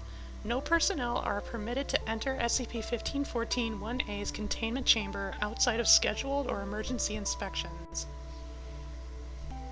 While SCP-1514-2 largely isolate themselves from public awareness, Foundation agents within all major astronomical associations are to detect and disguise any instance of their discovery. Should the signal being transmitted by SCP-1514-1A cease, whether by the destruction of SCP-1514-1A itself or otherwise, Procedure 083 Onager must be implemented. Failure to do so is likely to result in an XK-class end-of-the-world scenario.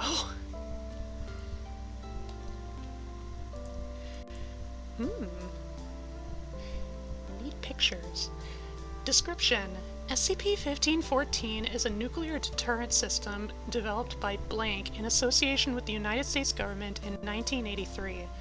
Its development and deployment was disguised by the publicly announced Strategic Defense Initiative, SDI, disparagingly known as Star Wars, which was put forth by the then-President Ronald Reagan during the same year. Officially, SCP-1514 is known as SDI Blank System Psi, and numerous components of it were developed by legitimate SDI research groups, namely Project Excalibur Blank. Known records indicate that the system was functional from 1980 blank to 1980 blank, at which point the artifact's malfunctions and subsequent investigation by the Unusual Incidents Unit, UIU, Federal Bureau of Investigation brought SCP-1514 to the Foundation's attention. SCP-1514-1A is a 1.5 meter by 0.9 meter by 0.6 meter device comprised mainly of steel. Various instruments along its exterior display the homeostatic state of an entity, SCP-1514-1B, currently residing inside the device. SCP-1514-1A is powered by an unknown internal source and contains what is believed to be a sophisticated life support system utilizing an unidentified dark red liquid.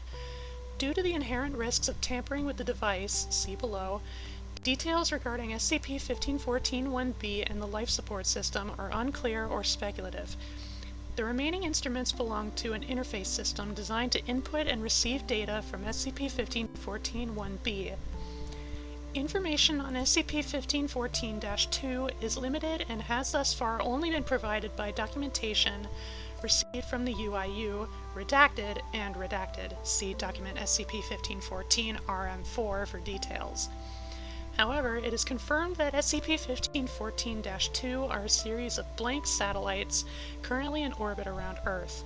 Superficially, they resemble the redacted satellite, with what is believed to be an array of 12 tactical X-ray lasers, or Zaser, devices attached to the anterior side. The solar panels visible on SCP-1514-2 instances are reported to be fake, as the satellite's propulsion and weapon systems are powered by an alternative anomalous source.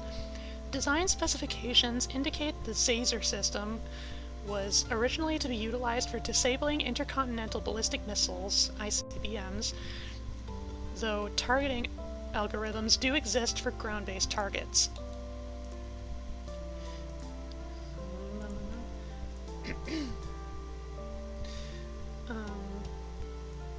What you drinking? This is a can of cream soda. Previously I was drinking coffee. And it was sweetened, like, just with, like, a caramel syrup, and just had some milk in it.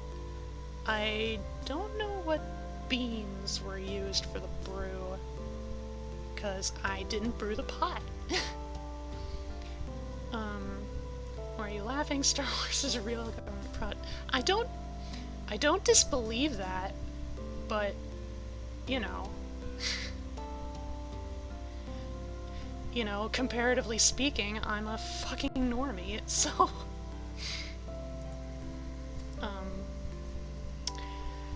SCP-1514-1A generates an anomalous radio transmission once every hour, broadcasting to the nearest SCP-1514-2 instance. This transmission cannot be deterred or disrupted through any known method, including Faraday cage structures. According to documentation provided by Redacted, failure to receive this signal for a period lasting longer than 36 hours constitutes the immediate and autonomous implementation of the Coronet contingency, causing all SCP-1514-2 instances to fire upon their preset land-based targets. Due to the scope of the Coronet contingency, which was engineered by blank, is far more extensive than was intended by the U.S. government. This event has been deemed a probable XK-class end-of-the-world scenario. Information from Redacted has indicated that several components of SCP-1514 were developed by blank through CIA Project blank between 1960 blank and 1960 blank, though it is unknown that the original purpose of these components were, see document SCP-1514-RM27 for details. SCP-1514-1A's interface is currently unresponsive to input, rendering all manual offensive and defensive capabilities of SCP-1514-2 defunct. This malfunction also prevents deactivation of the Coronet contingency. This danger was the impetus for Redacted contacting the Foundation and the subsequent Foundation custody of the artifact. While SCP-1514-1A is unresponsive to input, it has been observed to generate text messages via the control panel monitor. Document SCP-1514-O. Can you hear? I'm happy. All the stars pretty. Hmm.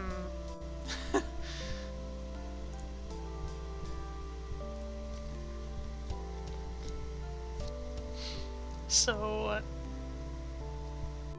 if I'm understanding right, it's pretty much like...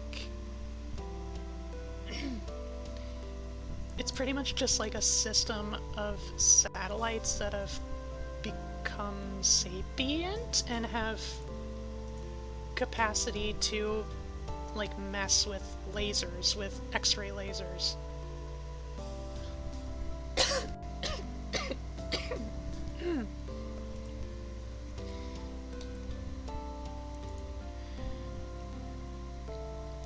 There are more documents, though. Let me just check.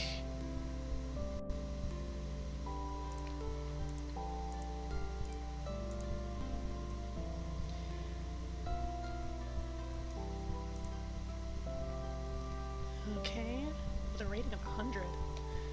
Recovered UIU documentation. Log of item number 258 examination. Location, USAF installation at Groom Lake, Nevada. Forward. Item 258 is an unused satellite developed by Project Excalibur Blank and identical to those deployed for STI Blank System Xi. This examination is being performed with the objective of obtaining information pertinent to the understanding and repair of the item 234, the core component of STI Blank System Xi. R and N are mechanical engineers with a background in space exploration. E and A are agents overseeing the procedure. Begin log. There's no conduit from these panels. Are they just for show? Most likely. We're not sure as of yet what it is powered by. Opening superior side access point. A metallic sound is heard, accompanied by a grunt from N. What an all... What? Is that blood? No.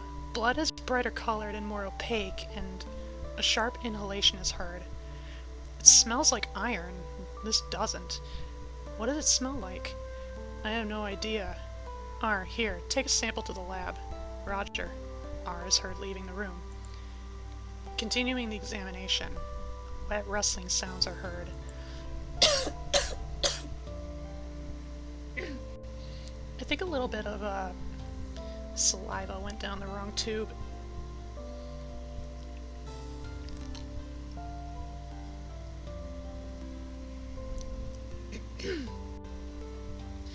Components 23, 24, 27 missing. Unsurprising, all the solar conversion components are gone. There's a lot of wiring, much more than there should be. Looks like fiber optics, all pale gray bundled. Wait a moment. There's no charge. It's certainly not electrical. It's unusually warm in here. Internal temperature? 37 degrees centigrade. What's that in 98 degrees? Odd. That is odd. There's really an enormous amount of wiring in here, and I barely see any of the original components. Wait a moment. What? I found something. It's not a component I recognize, but... Jesus, what is this? The sounds of rummaging can be heard. It's an irregularly shaped container. I'm not sure what it's made of, but it's not metallic. The wiring seems to congregate on this object. How big? Maybe 25 centimeters across at the widest, 15 centimeters at the thinnest. It's fairly light. What? It's warm. Same temperature? Warm. N? N, are you okay? Are you warm enough? N, what? Sleep now. Warm and cozy. Fuck. Get him out of there. Now! Get him out now! Open! Loud thrashing is heard. N appears to be crying or laughing. It is unclear. Oh god. Get them out of it. They're getting longer. That's not fiber optics. Data expunged. Who is he talking about? Cut the wires. And log.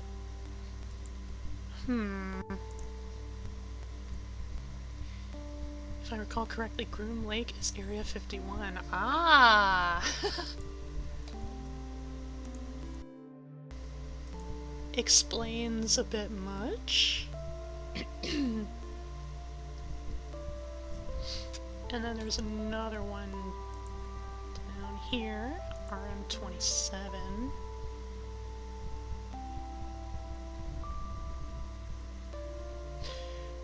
Recovered Project M. Blank documentation. Journal of Dr. Blank. Entry blank. The Russians are very proud of their telepathy research division, but they lack vision. They fail to respect the power of human emotion, but they'll see that power soon enough. Just as soon as our work on empathic resonance is complete, thanks to the materials provided by Blank, we should have this project completed ahead of schedule. Mind over matter, heart over mind. The first 2 subject batches exposed to the serum were utter failures. The first all died from cerebral hemorrhaging. The second group went into encephalopathic delirium. Our consensus is that the adult human nervous system is too inflexible, too resistant to change. That being said, further experiments on the current subject pool are likely to be fruitless.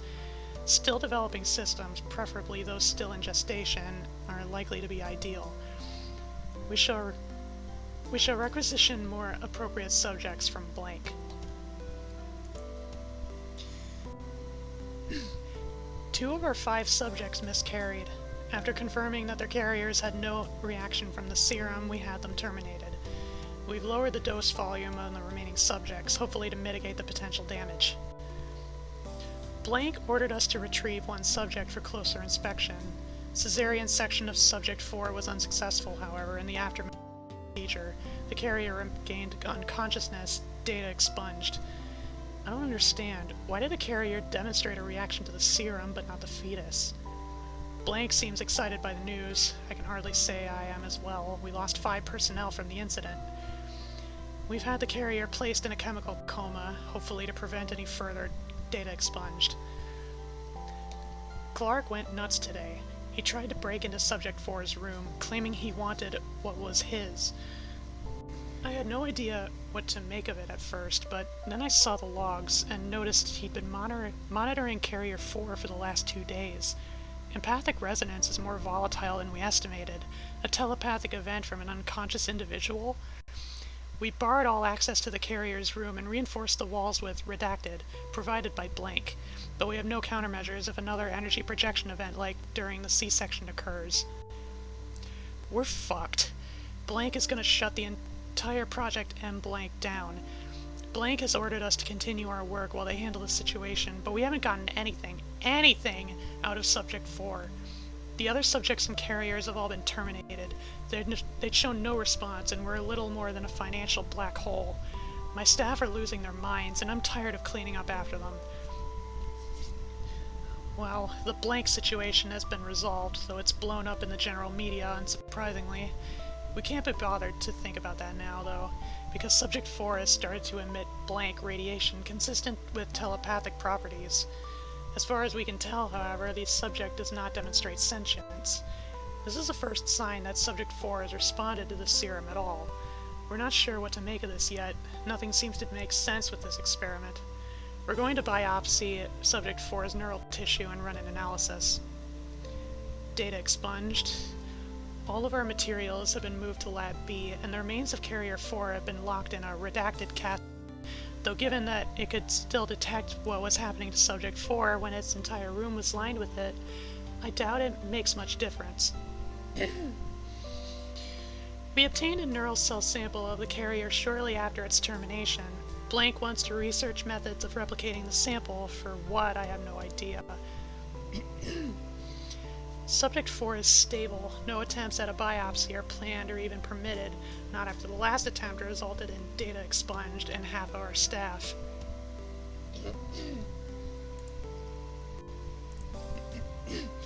I can't get, like, the phlegm out of my throat. Blech.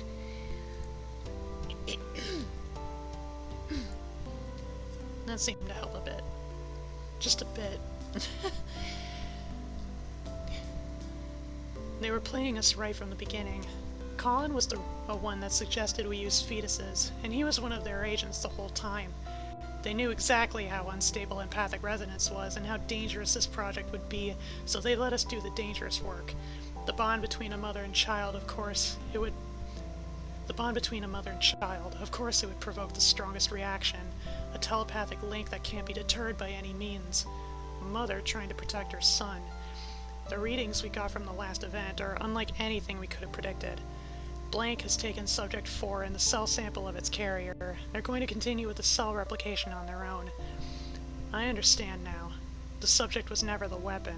It was only the trigger. The carrier was the weapon. They think they know everything, but they didn't see what happened during the last incident, and I have no plans on telling them.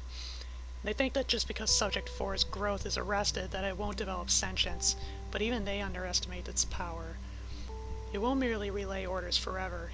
It will begin choosing what to relay or ignoring them altogether, maybe giving orders of its own.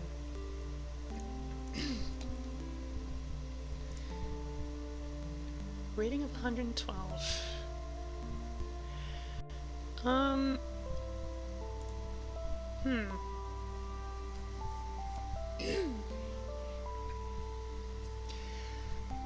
Ultimately, I'm not really sure what to make of this SCP. A lot of this kind of flew over my head. Like, clearly there's like alien stuff going on. Then there's the deal with the satellites and the X-ray lasers and the red liquid. I guess I'm just not entirely sure how it all connects.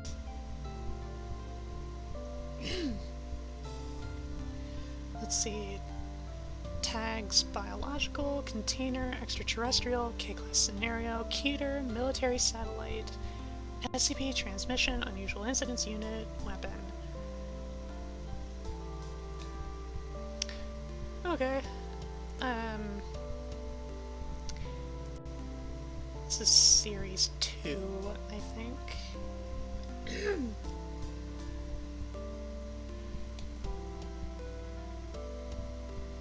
So, 1514. 1514. Star Wars.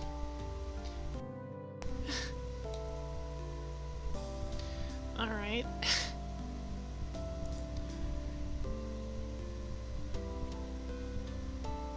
I guess we'll just move on.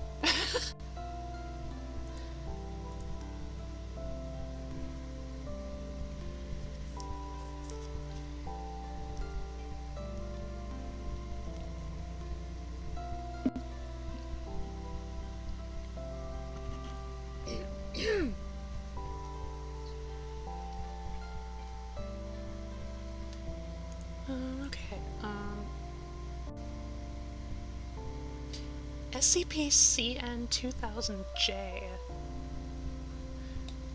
Wait a second. Any SCP with J at the end is only written as a joke. International Branches Hub. Oh well. SCP-CN-2000-J, Object Class Thaumiel, has a rating of 40. Special Containment Procedures. Different components of SCP-CN-2000-J are kept in different sites in the Foundation and its branches, respectively according to their specific situations. Only Foundation personnel are allowed to access and use SCP-2000-J. Struck out. Due to the properties of the items, there is no need to set up security procedures to prevent SCP-CN-2000-J from being recovered by a non-Foundation group of interests. It is assumed that the average intelligence level of their members is not enough to utilize SCP-CN-2000-J correctly. However, due to the austere manner and humble principle of the Foundation, the application of SCP-CN-2000-J should be kept under strict control to prevent the object's recovery by other groups of interest.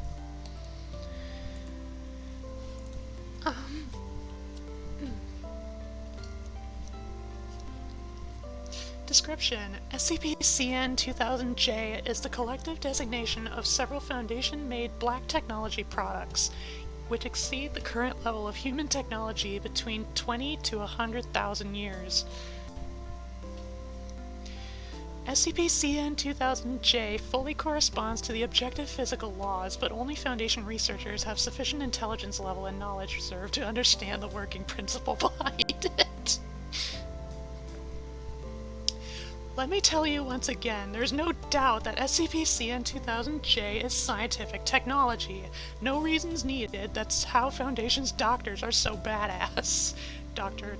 Blank Law.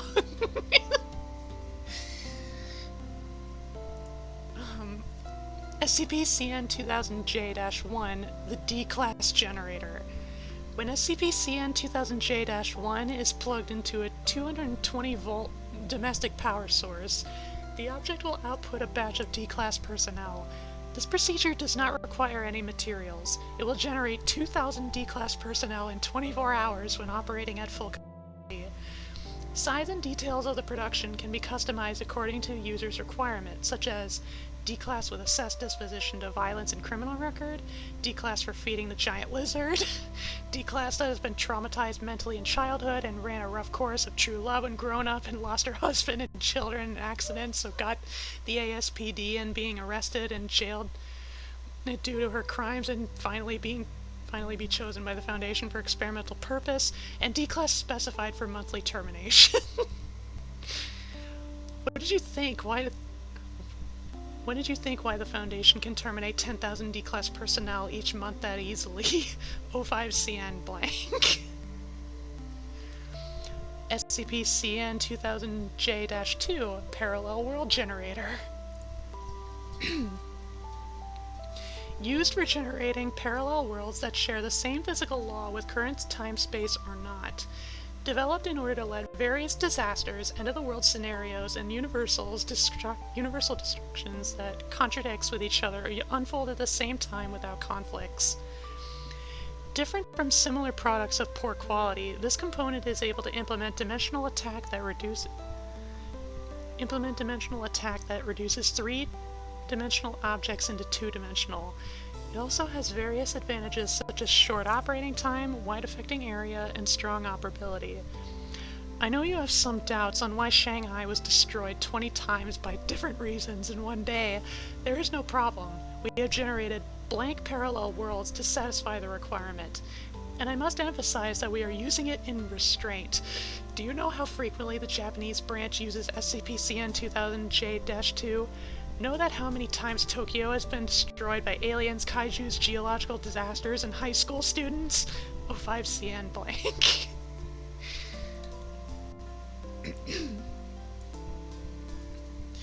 SCP-CN-2000-J-3, or Force Field Generator for the Foundation's doctors. A portable generator that can generate an unknown force field. Protect the user from any damage of biological, chemical, physical, mimetic, reality-bending, timeline, and the law of causality nature. That's why Foundation's doctors can face any dangerous SCP like a boss. Hard to destroy reptile? We are the hard to destroy ones. Dr. Blank Law. SCP-CN-2000-J-4, Object Regenerator. A machine that can regenerate any broken or lost object with 4 models. 2000-J-4-A, Human Regenerator, regenerates human and their memory in batch. It can regenerate whole human society on a continent in 5 minutes. 2000-J-4-B, Earth Regenerator, regenerates the Earth from any damage, including the function of biosphere recovery. This processing usually requires blank minutes only. Moreover, according to the memorize and hysteresis effects of the component, it could still provide the energy for subsequent recovery or regenerate again when the power source was cut off. 2000-J-4-S, Cosmos Regenerator, regenerates a destroyed universe by a Big Bang performed by highly compressing all the matter into one point and heating it to extreme temperature. The process is broken down as follows. 0.01 second after activation.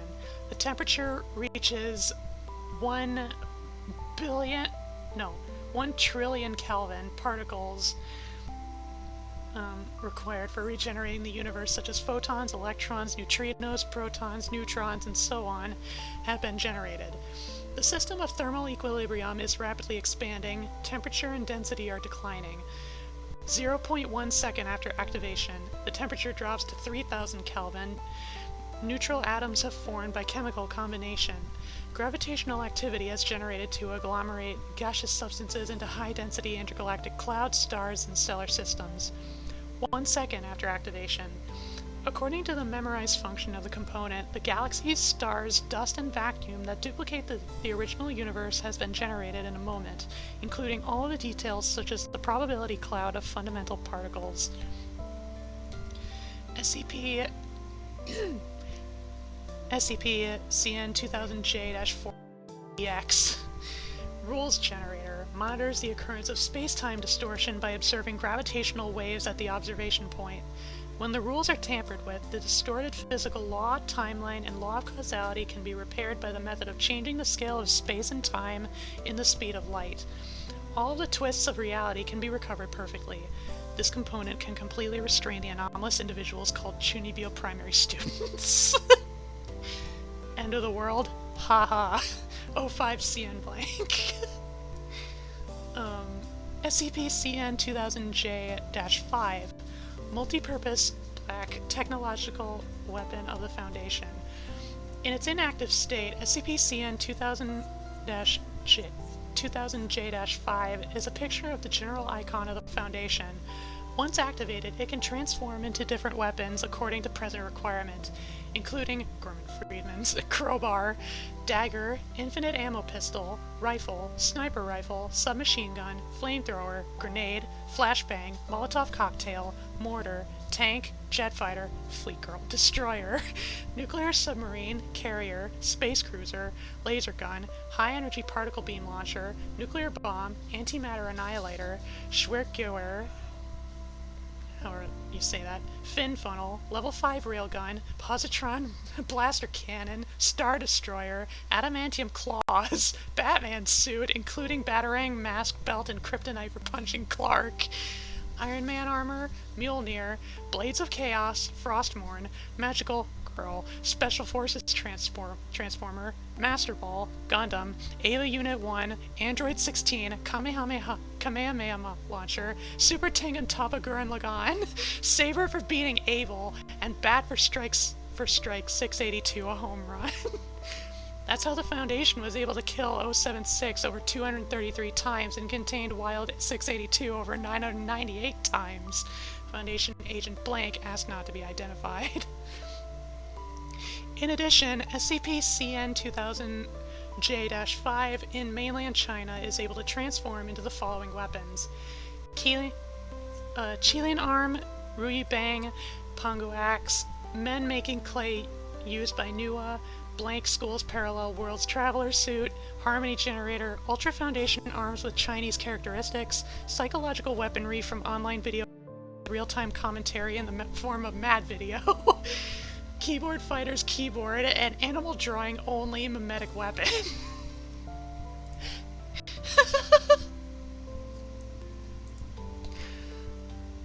This is a lot.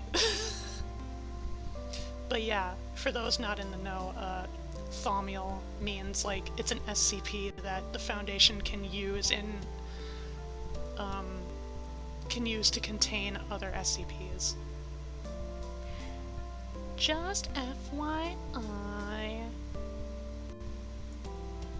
Okay, so that was a fun little romp. A fun little break.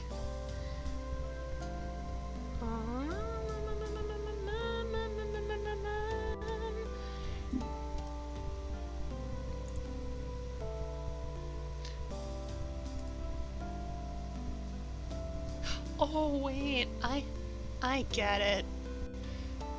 When it says International Branches Hub, SCP-CN specifically refers to the Chinese branch. I got it.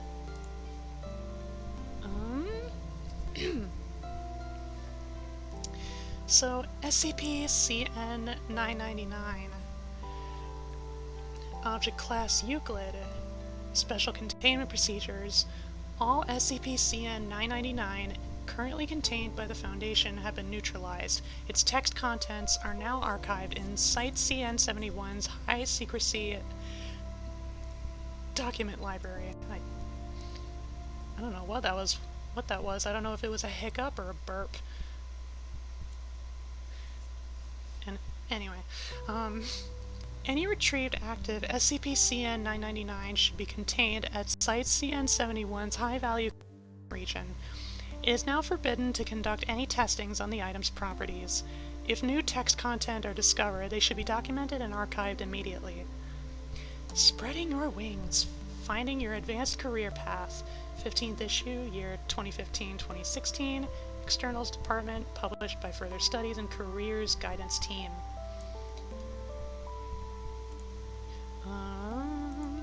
Access limited to only level 5 personnel and site supervisor.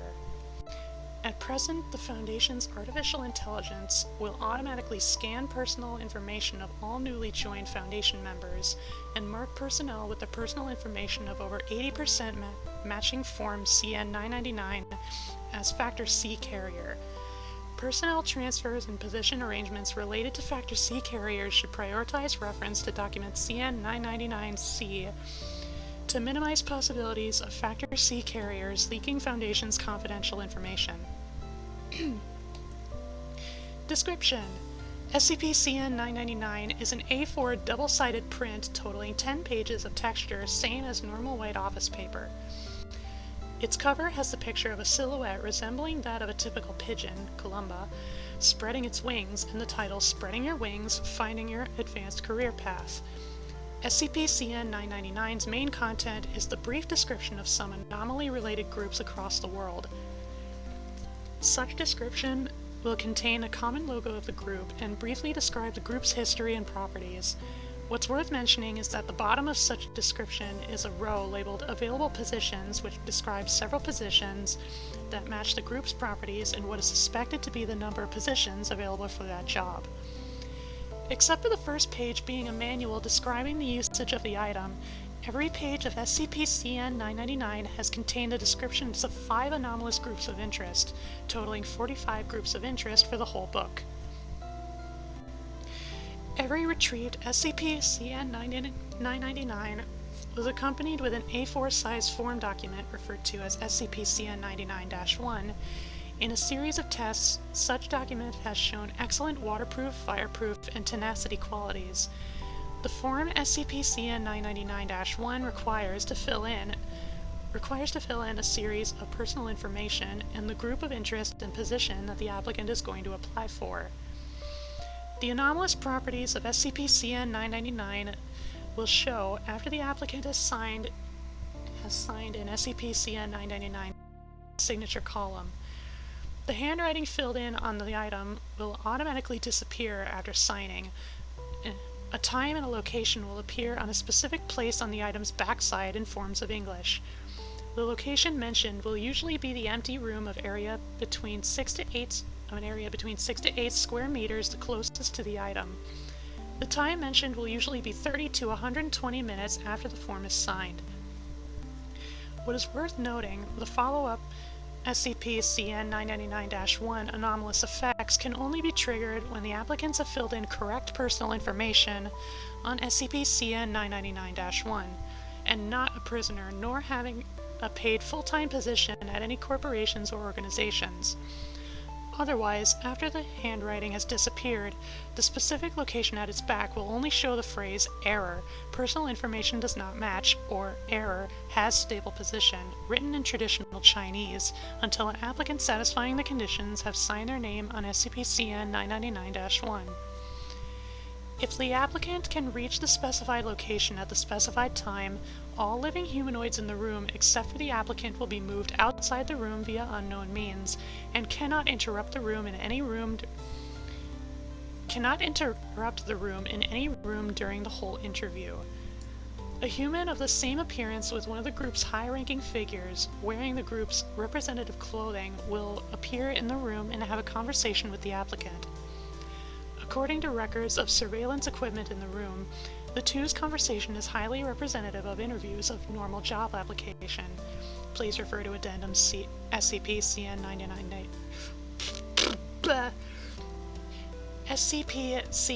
999-A for related surveillance equipment records.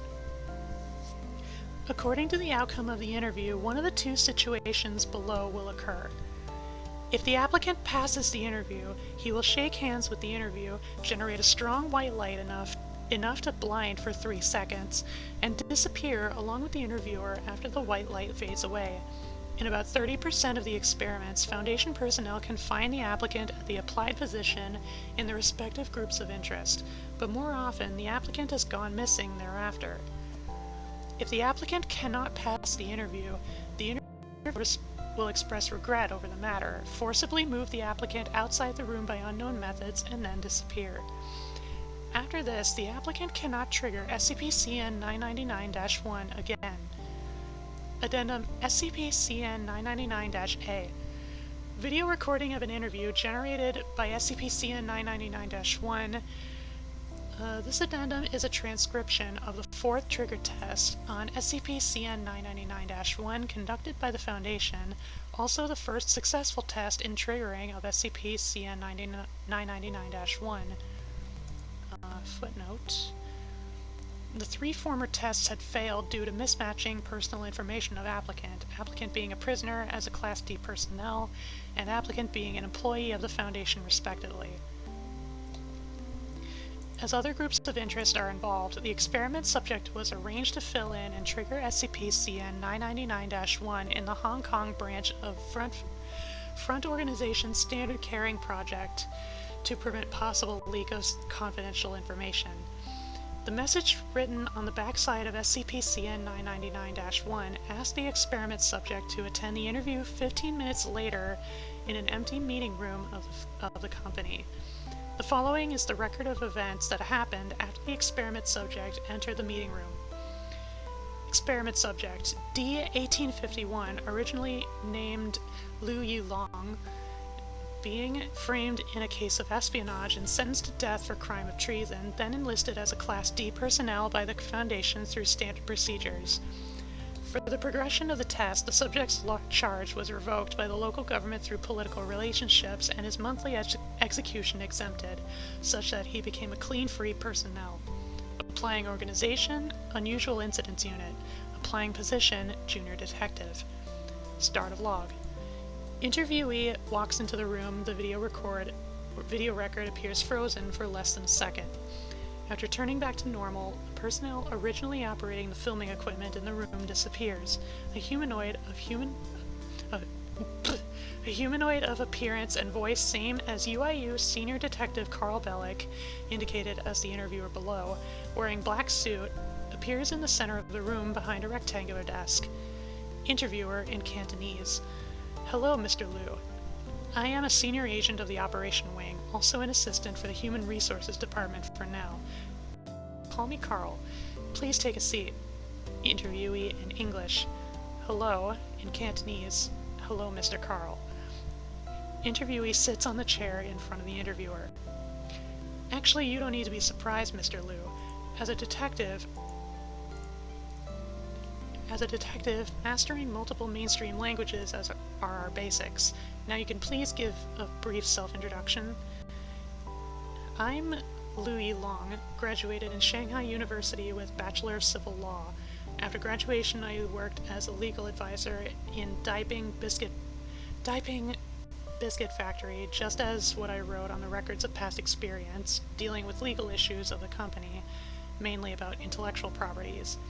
Then,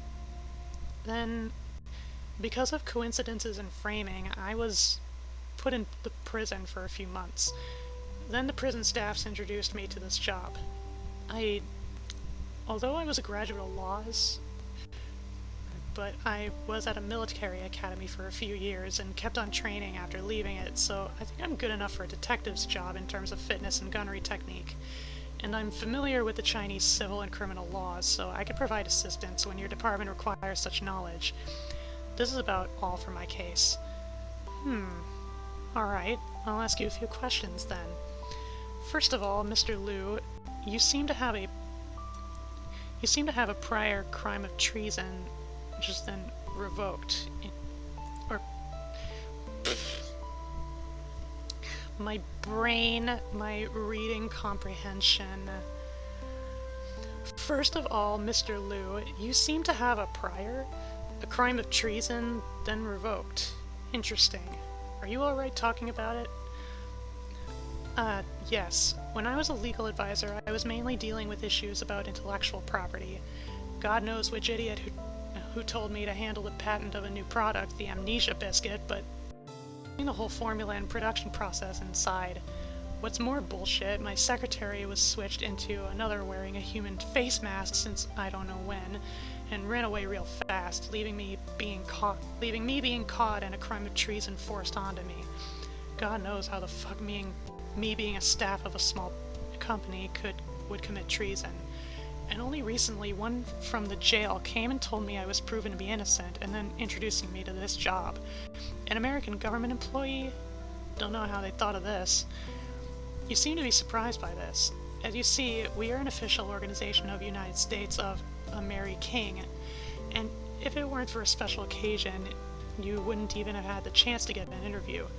Joining us, it means that you would have to work for the United States of Mary King, and if necessary, you would have to be an enemy of your home country. So are you going for this junior detective job even so? A Mary King? Yes. I don't have any returns, would I? If I don't come for this job, I would probably be put back in jail and take a bullet I don't know when. For now, it's alright, home country or not. Our organization is different than the other departments whatsoever. The threats we face are unimaginably strange, and you may end up in the stomach juice of a scary big lizard. Are you alright, even so? It wouldn't be any stranger than what I saw in the biscuit factory. As decided. Welcome to the Unusual Incidents Unit. You're hired. What? Is that all? No going back and wait for notifications? Nothing? This is all. The wage and date to start working we will discuss later, and now, reaching his hand towards the interviewee, welcome to our big family, Mr. Liu. Thank you, Mr. Carl. I'm both surprised and... Interviewee shook hands with the interviewer, both of them generating a strong light of brightness over 300,000 lumens. The strong light fades after 3 seconds. Both the interviewee and interviewer disappear. End of log. After the experiment, the Foundation has inquired the Unusual Incidents Unit and has received the response that there are no such newly joined junior detectives named Liu Yilong. Inquiries to the Human Resource Database of UIU has not retrieved any results about Liu. UIU Senior Detective Carl Bellick has also said that he had no experience of interviewing Liu or any others. As the interviewer in the record has claimed to work for United States of Mary King after ruling out possible problems of pronunciation error, it is suspected the Carl Bellick in the interview possibly comes from a parallel universe. In another line, Addendum SCP CN 999-B. After the Foundation had successfully retrieved SCP CN 999, its content about the Foundation in its 11th page have drawn the Foundation's attention. After the third experiment concerning applying to the Foundation's position using SCP-CN 999-1 has succeeded, the portion of the original item description concerning the existence of the Foundation was edited and archived under the order of the site supervisor. All staffs that have accessed the document in the period had undergone memory alternation to remove their memories related to the portion of the item concerning the existence of the Foundation. After a comparison was conducted between the records of the experiment subjects and Foundation personnel file library, approximately 5% of the Foundation employees were discovered to have personal information highly similar to that of the experiment subjects, in that they have shared such common characteristics. Birth year not earlier than the 1st of January 1974, born in or had lived in Asia for more than 6 years, had lived or now living in Hong Kong, China, or had experiences of traveling to Hong Kong for a period longer than a month. Having an outstanding talent of performing performance on jobs related to the Foundation's mission and had studied at Christina College.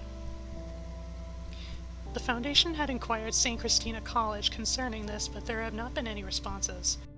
The day after, all SCP-CN-999-1 contained by the Foundation have lost their anomalous properties and confirmed to be neutralized. However, due to the possibility of similar publications being reprinted by St. Christina College and generating new Foundation employees, the item had preserved its original object class. Currently, the experiment subject's personnel records and the aforementioned characteristics have been compiled into Form CN-999 for ease of identifying Factor C carriers. Details concerning personnel transfers related to Factor C carriers are in document CN-999-C.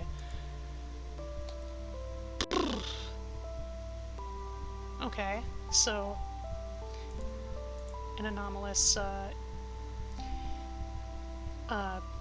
job listing packet, as well as anomalous job interviews. Okay.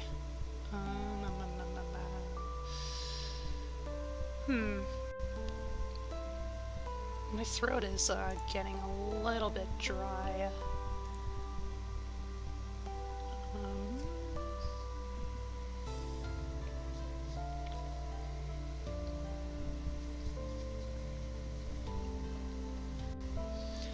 I think, depending on the state of my mouth and throat, I could probably keep up like one or two more.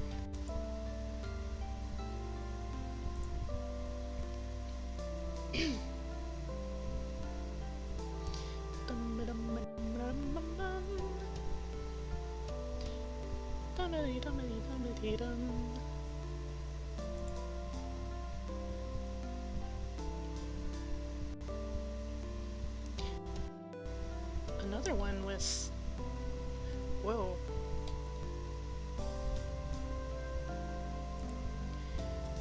So it's semi-nifty formatting. Item, or rather SCP-4933.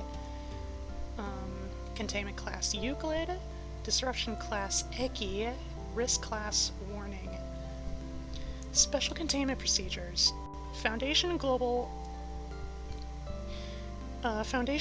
Listening Network Panopticon is to monitor all electromagnetic broadcasts placed within the 98 to 100 MHz frequency range for any transmissions made by SCP-4933. If one is detected, interference signals are to be transmitted via satellite and radio tower to the area affected by the broadcast, with any resultant signal corruption witnessed by the populace to be dismissed as a technical malfunction. The area 300 meters surrounding SCP-4933-01 is not to be entered by any persons not wearing specialized high-amplitude radio wave dampening equipment, and is to be cordoned by a permanently stationed Foundation security team. And this is apparently a still from broadcast corrupted by SCP-4933 during a lecture intended to educate viewers on the nutritional content of onions. Alright. Description: SCP-4933 is a phenomenon which interrupts, corrupts, and alters live or pre-recorded television broadcasts. SCP-4933's effects on television programming typically take the form of significant audiovisual corruption, which is essentially indistinguishable from ordinary satellite interference or other forms of technical malfunction. Approximately 86% of SCP-4933 broadcasts have been determined to consist solely of this signal corruption, with the only indication of SCP-4933's presence being an additional subtle but distinct visual wavering pattern which oscillates at approximately 99 Hz. This distortion is present in each SCP-4933 manifestation regardless of content, but is not detectable by the unaided eye, and a result goes unnoticed by the majority of the civilian populace. The remaining 14% of SCP-4933 affected broadcasts will have their content noticeably altered in some way. This varies greatly in both extent and substance. Recorded alterations have consisted of as little as a single word or character dialogue transposed for another, or as much as programs with new characters and entirely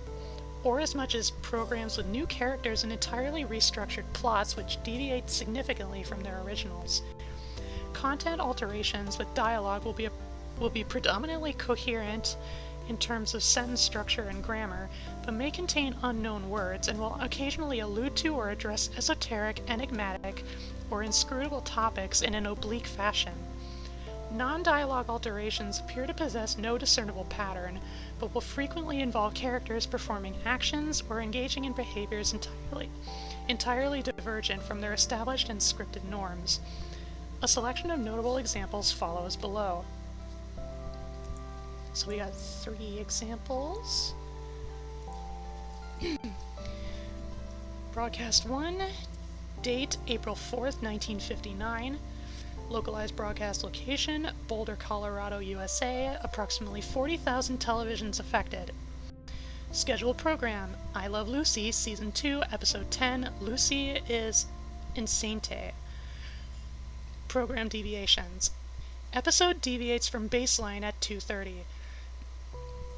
Lucy returns from her appointment at the doctor's office as normal, but upon being informed, Ethel reacts to Lucy's news of her newfound pregnancy with vehement negativity as opposed to positivity, to the point of overturning tables and breaking furniture while shouting various expletives.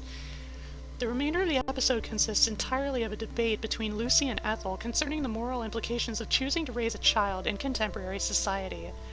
Lucy remains stoic and calm and argues in favor of contemporary childbearing with uncharacteristic eloquence, while Ethel perches upon an overturned couch and angrily demands that Lucy terminate the pregnancy, claiming that bringing a child to term in modern America is tantamount to infanticide. What? Episode cuts to black abruptly and at the scheduled time with no resolution to the debate, with no end slate or credits. Weird. Example 2. February 22nd, 1976. Localized broadcast station, Manchester, United Kingdom. Approximately 100,000 televisions affected. Scheduled program, The Twilight Zone, Season 1, Episode 2, One for the Angels. Program deviations. Episode deviates from established plot immediately. The primary character, Lou Bookman, portrayed in the original episode as a kind and friendly old man, is characterized instead as a foul-tempered, bitter, and miserable retiree who lives alone and is dying of COPD, resultant from a lifelong smoking habit. Footnote. Chronic obstructive pulmonary disease, yeah. The character of Mr. Death is played by an unknown middle-aged actor rather than a young Murray Hamilton, and is smoking a cigarette in each scene. Mr. Death is silent upon his appearance, and the bedridden Bookman spends the initial part of the episode angrily protesting against the presence of this apparent intruder, before suddenly realizing of his own accord that the stranger is Death and has come for his soul. Bookman then begins pleading and proposes various bargains, including volunteering to murder children and offer their souls in exchange for his. Mr. Death listens silently to these protestations for approximately 12 minutes as Bookman becomes increasingly desperate, then speaks, asking Bookman why he clings to life so strongly when he clearly has nothing to live for, and has never indicated a desire to participate in anything that life has to offer. Bookman is unable to muster a response to this and lapses into silence. Mr. Death approaches Bookman's bed and offers him a last cigarette. Bookman wordlessly accepts, and upon finishing it, Mr. Death disappears. Bookman expires. The remaining 9 minutes consist of an extended shot of Bookman's motionless corpse, and episode fades to end credits. Jeez.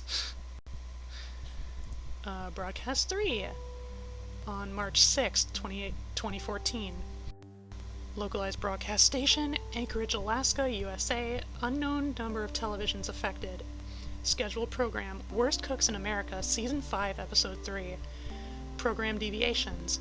Episode deviates from baseline immediately following introduction and previous episode recap. Series host Ann Burrell spends entirety of episode firmly insisting that each contestant incorporate an inordinate amount of onions into each of their dishes, occasionally to the point of demanding that their meals should consist entirely of various preparations of onions. Contestants and other judges react to this with hesitation and confusion, but acquiesce when Burrell strongly implies that any contestant that does not provide a meal entirely composed of onions will be eliminated from the competition. Individual camera sides with Burrell, instead, which a judge generally reflects upon the events and state of the current round of competition, instead consist of Burrell determinedly lecturing the viewer on the health benefits of eating onions, as well as highly specific and detailed scientific facts concerning the plant genus Allium, to which onions belong. During the evaluation portion of the program, wherein the contestants provide their meals to the judges for tasting, each judge reacts to the contestants' highly onion-centric meals with distaste and refuses to continue eating after initial testing. The exception is Burrell, who energetically and sloppily consumes her meal without the use of eating utensils, before seizing the other judges' plates and consuming their meals in their entirety without consulting her colleagues or otherwise speaking. This process occupies 7 minutes of unedited, uninterrupted footage, during which all other individuals present observe Burrell in visibly uncomfortable silence. Burrell then eliminates contestants Ken Sue and Joe Slaughter on the grounds of disrespecting the true value of the onion, and the episode ends as normal. Alright then. Well, that's a cool structure.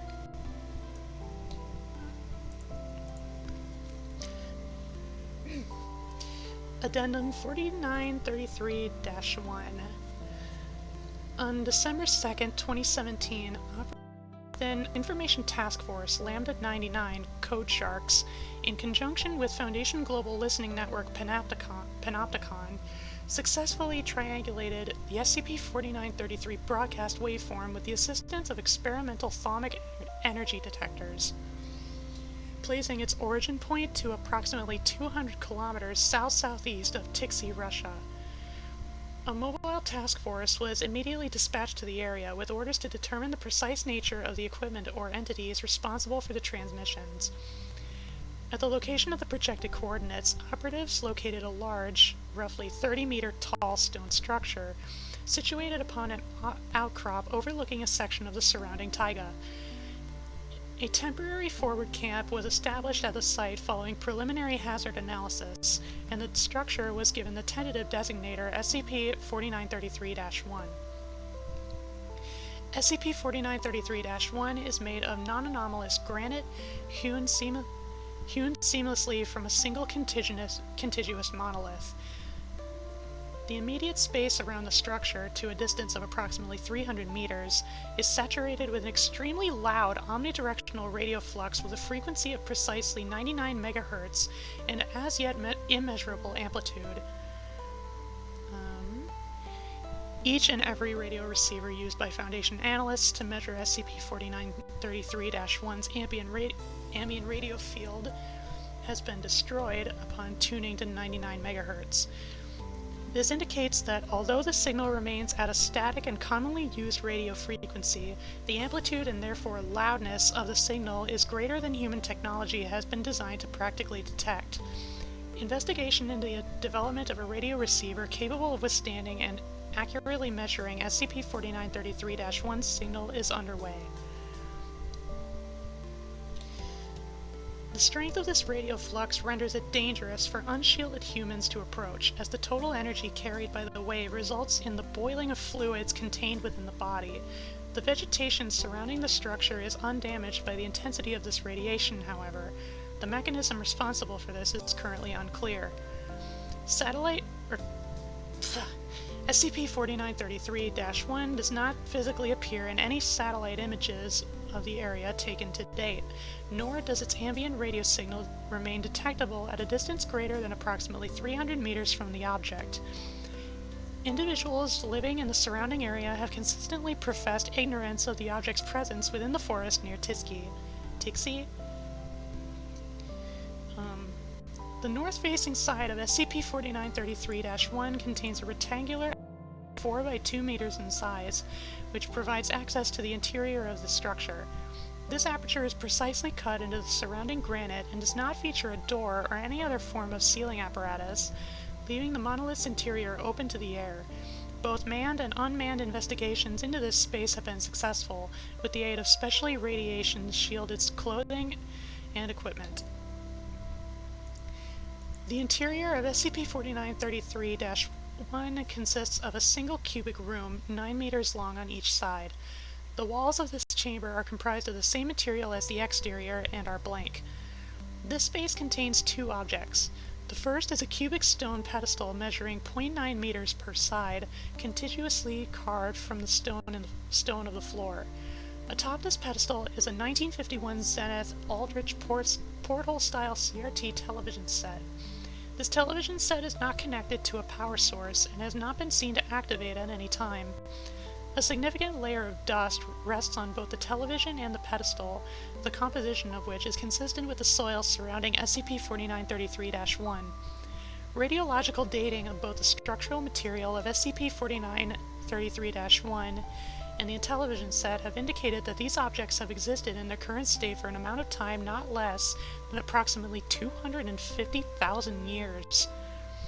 Investigation into both the stability of local space-time in the vicinity of SCP-4933-1 as well as the history of the Zenith Electronics Company are both currently underway. Addendum 4933-2. On June 4, 2018, a routine inspection of SCP-4933-1's interior revealed that a single yellow post-it brand adhesive note had been affixed to the screen of the television. On the note was a message written in cursive with a blue ballpoint pen, reading, "We're ready and receiving, but we haven't heard back from you. Your transmitter may be malfunctioning. Please stand by while we make a minor adjustment." Roughly 3 hours after this item was discovered, the positions of Earth's magnetic north and south poles rotated upon their central axis approximately 9 kilometers laterally toward the equator. Analysis of the 99 MHz broadcast frequency has resumed, with devising a method of contacting the entity or entities communicating within the at level 2 priority. It's a huge obelisk that messes with your TV shows. I did not want to open Discord, I wanted to open OBS. Okay. Let's see, how am I feeling? I think I could go for one more. Except this time,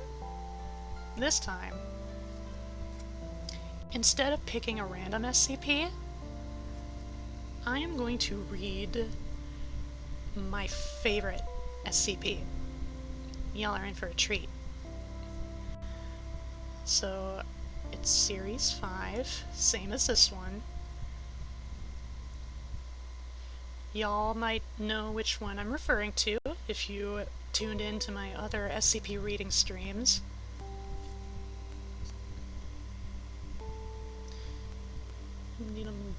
I'm just letting the page load. Here we go. Taboo. Cowboys, Catholicism, and the Cretaceous?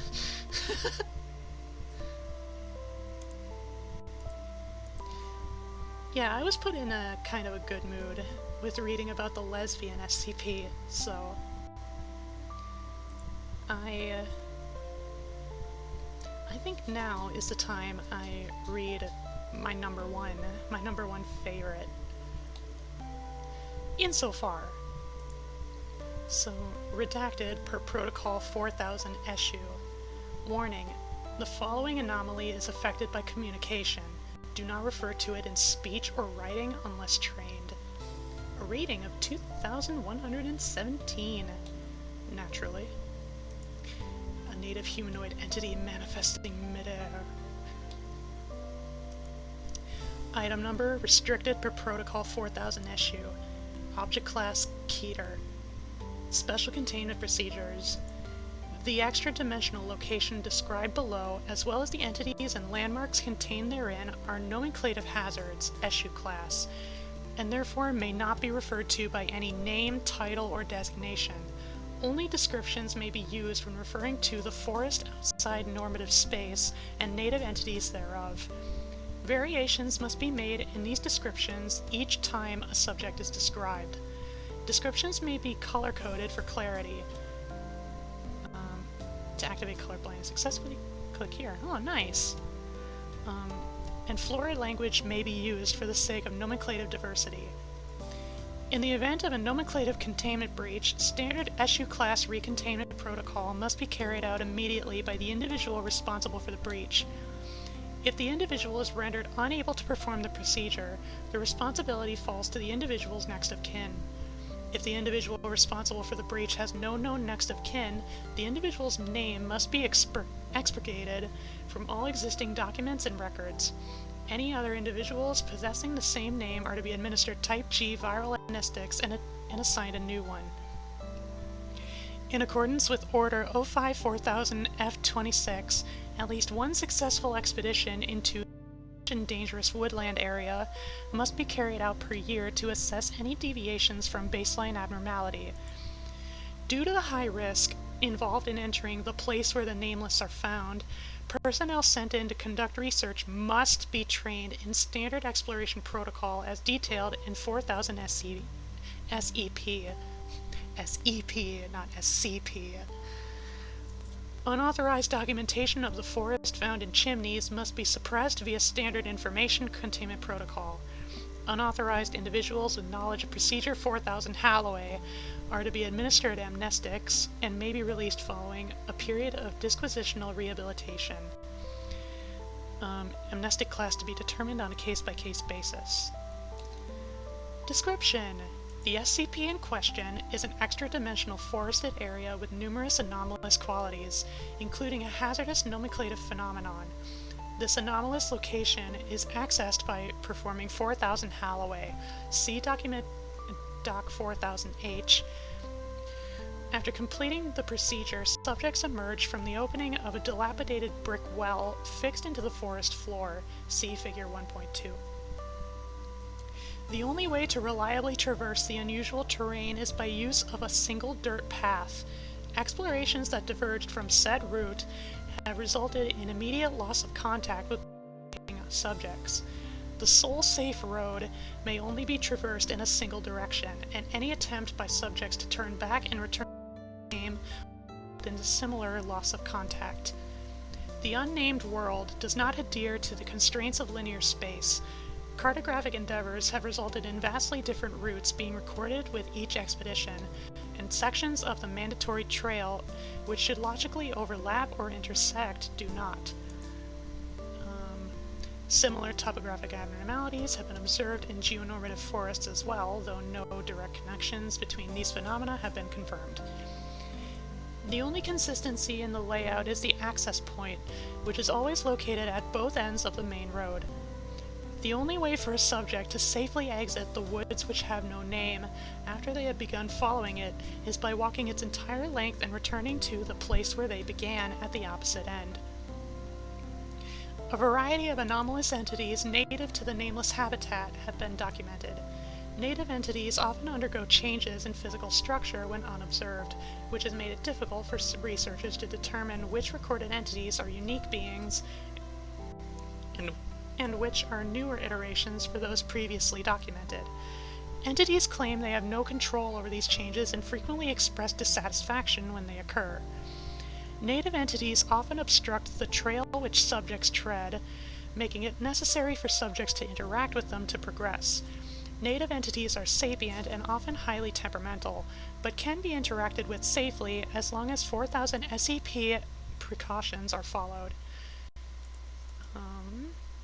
So many footnotes. Rare occasions have been recorded where native entities appeared inherently inimical toward human life. Consequences for disregarding these precautions will vary depending on the personality of the offended entity. Degrees of retribution encountered by research subjects have included verbal rebuke, acts of violence, and anomalous alteration of the subject's physical, conceptual, or nomenclative attributes. Various anomalous phenomena may occur when consistent nomenclature is applied to the realm of the unnameable, its native entities, or its landmarks. These phenomena are simply understood, partially due to the prohibition of nomenclative experimentation under Order 054,000 F26. Documented nomenclative phenomena have included episodic cluster headaches among subjects exposed to affected nomenclature, visual and auditory hallucinations among exposed subjects, usually involving environments or entities described by nomenclature, gustatory hallucinations, and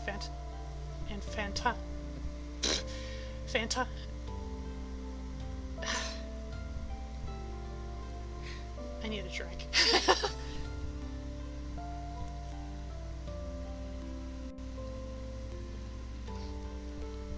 Phantasmia have also been reported in a small subset of cases.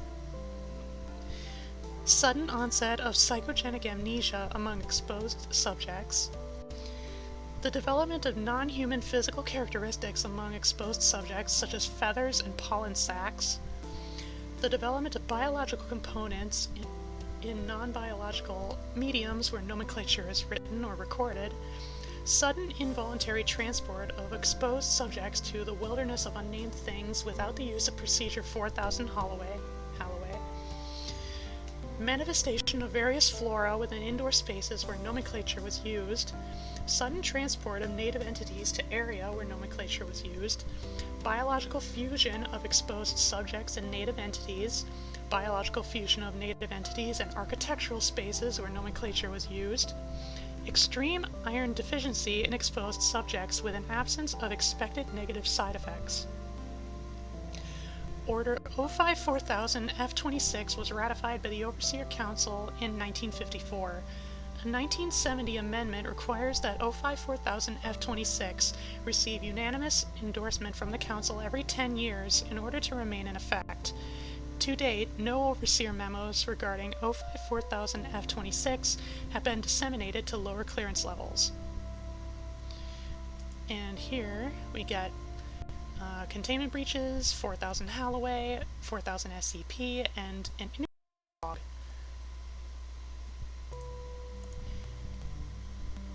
Gonna head to sleep. Good night. I love ya. Good night, Mal. Have good nappies.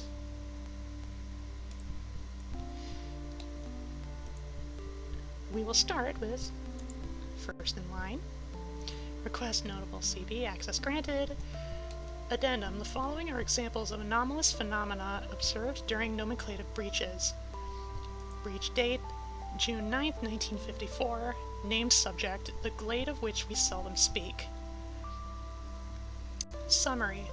Initial discovery and subsequent breach took place in an abandoned home in rural Connecticut.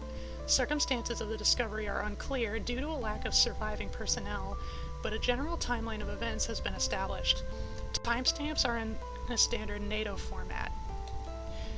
The Hollow of Unspoken Titles is discovered and given a temporary at 1340 seconds. I think it's seconds. The Hollow of Unspoken Rules is discovered and given a temporary Type E designation by Field Agent Garrett Bradley, creating nomenclative breach. Archaic object class used as a preliminary designation for newly discovered anomalies still in an unsecured state. 1345 seconds. Field Agent Moira Denoti enters the land beyond the flue and is never recovered. 1347 S. Agent Bradley begins to gradually sink into the hardwood floor. Nearby agents flee the area. 1348 S. Soon after exiting the house, all agents are suddenly rendered immobile, with the exception of Timothy Woods, who was not aware of the Type E designation. 1349 S. Immobilized agents vocalize distress as their torsos elongate. 1351 S. Elongation ceases after agents have reached a height approximating that of the chimney where Procedure 4000 Holloway was performed. Smoke expelled from special orifices. Timothy Woods reports these developments via radio to Site 8. Secondary breach is caused when Timothy Woods repeatedly uses the phrase "the blank" to describe the world where words have power. 1355S. Timothy Woods states that he sees his name in the trees. Site-8 personnel press Timothy Woods for further information. Timothy Woods attempts to orally consume his radio and soon expires from internal injuries. 1359S. Timothy Woods' correspondent and Site-8 are observed suffering from severe headaches and are placed under quarantine. 1424S. Osteal protrusions resembling tree branches emerge from the orbital cavities of the quarantined Site-8 personnel. Personnel report no physical discomfort despite exhibiting full globe luxation in both sockets. Afterward, nomenclative anomaly eventually discovered after numerous cycles of multivariable D-class exposure to affected Site-8 personnel. Breach date, December 22nd, 1955. Named subject, the footpath which loops around the entire area. Summary: Desk completed the first successful exploratory mission in the grove beneath nameless stars and was immediately quarantined. After exhibiting no anomalous effects for 72 hours, Desk was then allowed to write an account of his experiences. When researchers returned to check on his progress, Desk had vanished. Traces of soil and human tissue were later found in the pencil, paper, and Harvey Mansfield Desk had used in his writing.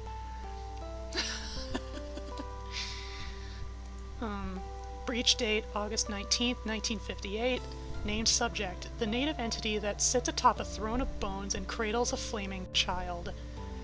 Summary: After completing an exploratory mission, Field Agent Ethan Mercy used the same epithet several times when describing a particular native entity. Several minutes later, he complained of severe nausea and began to vomit blood and bone marrow. Over the course of several hours, Agent Mercy was reported to have somehow orally expelled most of his bones. Personnel throughout Site-8 experienced auditory hallucinations of a woman's laughter for the next several days. March 4th, 1966. Named subject, the native entity that resembles a feathered lion with a ram's head. Summary: College student Vanessa Hayforth attempted to check into numerous medical facilities in and around Portland, Oregon, complaining that her head had become covered in flesh despite exhibiting no signs of unusual tissue growth. 3 Portland's hub. She was eventually detained by Foundation investigators and found to be in possession of a book that described, among other things, Procedure 4000 Halloway in its entirety. The full contents of the book are restricted to Level 5 personnel under Order 054000F26. However, official statements have noted that certain rituals and locations described in the book bear strong similarities to SCP-1660 and SCP-860. Recent declassifications have revealed that another passage may have been written in reference to SCP-3560, which was discovered more than 50 years after the book's recovery. The significance of SCP-3560 potentially predating the existence of Anderson Robotics has yet to be determined. After stipulating that Foundation personnel assist in removing the flesh from her head if she cooperated, Hayforth confessed that she had received the book from an acquaintance in the Wanderer's library. No such procedure was ever carried out. Afterward, this was the first known case of a civilian-triggered nomenclative breach. Similar incidents have occurred intermittently since. In 2012, a native entity was photographed that superficially resembled a young Hayforth, Figure 1.1, more than 2 decades after Hayforth died in Foundation custody. So wait, Figure 1.1, is that... Yeah, so this is supposedly her likeness.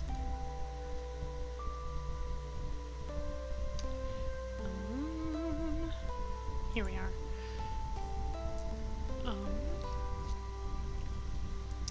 October 30th, 1990. Named subject, the house in which Michael Ashley Vincent spent several nights during his exploratory mission. Summary: Agent Michael Ashley Vincent, who had completed an exploratory mission several years prior, used the possessive phrase blank house several times while recounting stories to 2 of his colleagues who did not have names.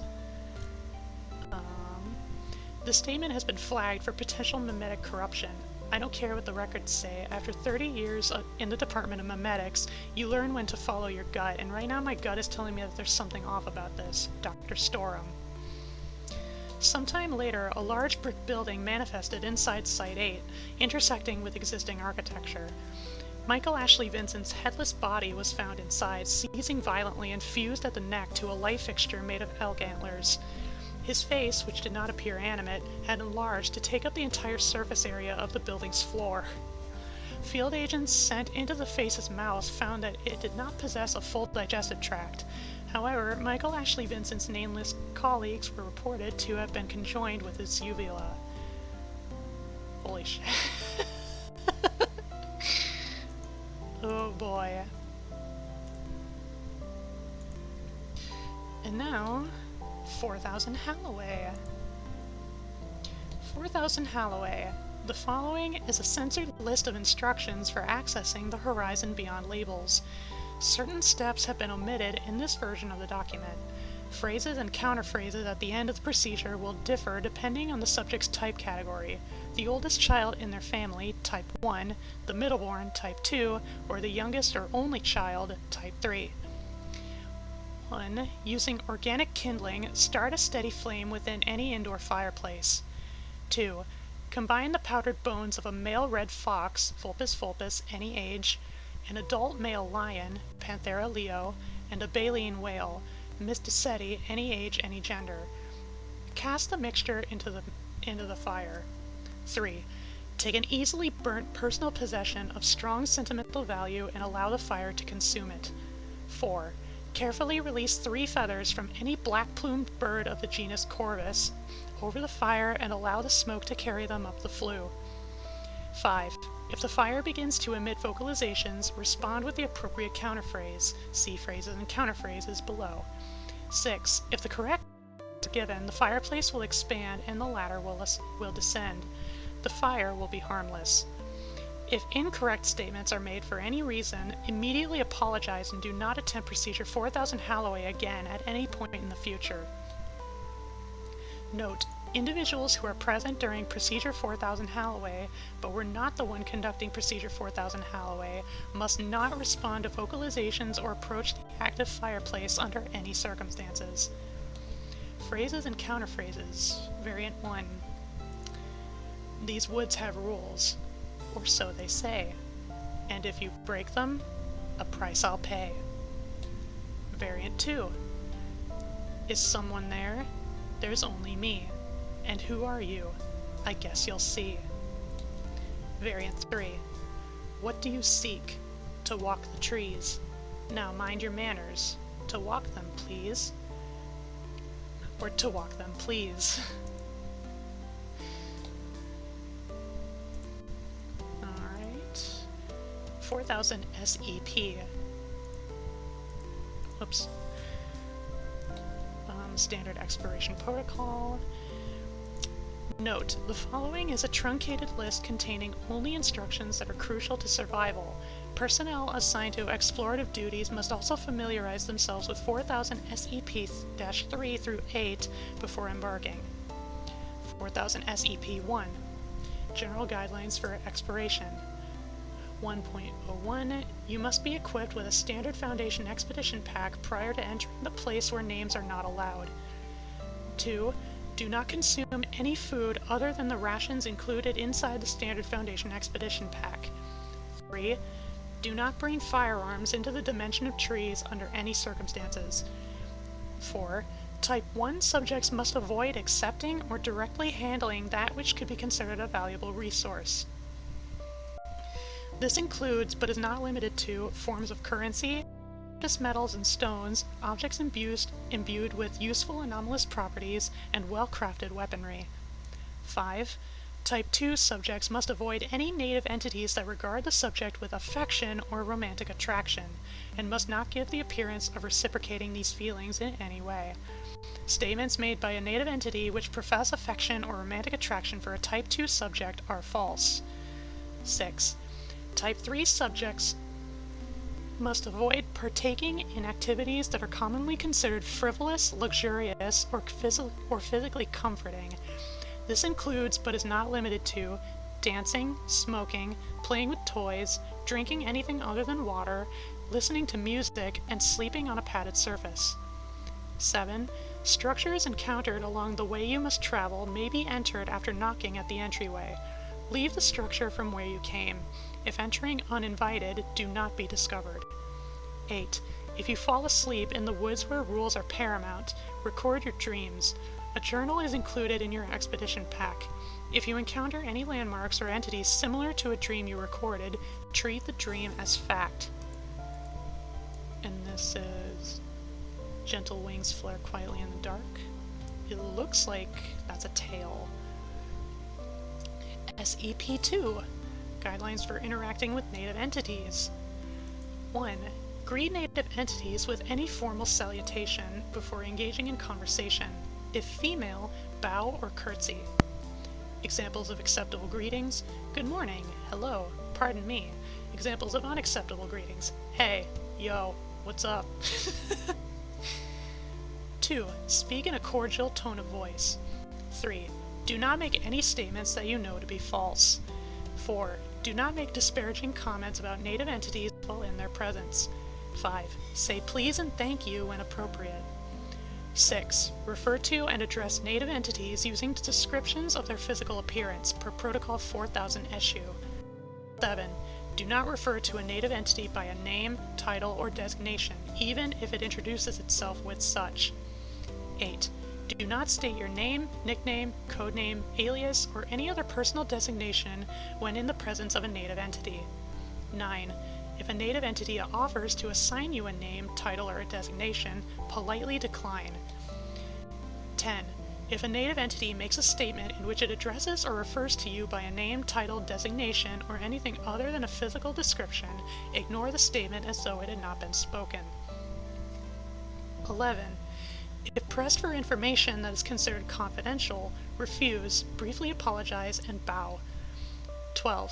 If a native entity appears to require your assistance, consider its appearance before choosing to help. 12a. If the entity appears threatening, do whatever is necessary to aid it. 12b. If the entity appears attractive or harmless, do not approach. 12c. Always feed a native entity if it is hungry. This overrules 212b.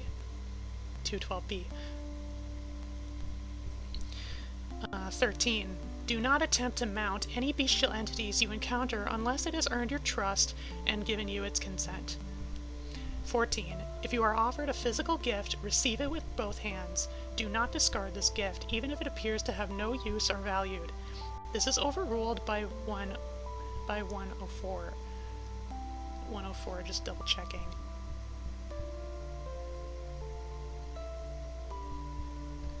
Okay, so if you're a Type 1 subject. 15. If a native entity offers you a non-physical gift or attempts to initiate a trade, politely decline. 16. You may accept food offered by native entities and offer that food to other native entities you encounter, but do not consume it yourself. 17. Do not sleep in any lodging offered by native entities. You may sleep inside the residence of a native entity as long as you do not have an invitation to do so. 18. If a native entity offers to accompany on your journey, accept, but do not tell them where you are going. 19. If you are aided by a native entity, you must aid it in return if you have not done so already. And 20.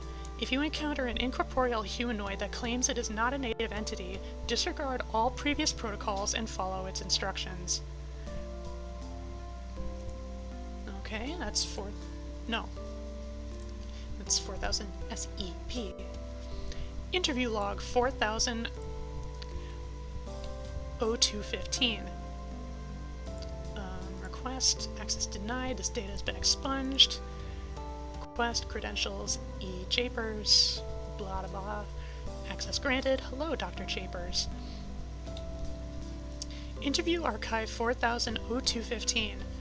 The following is a series of interviews conducted by Dr. Eugene Japers over the course of several years. This data has been expunged from all general documents under Order 054000 to F26. Encounter 1.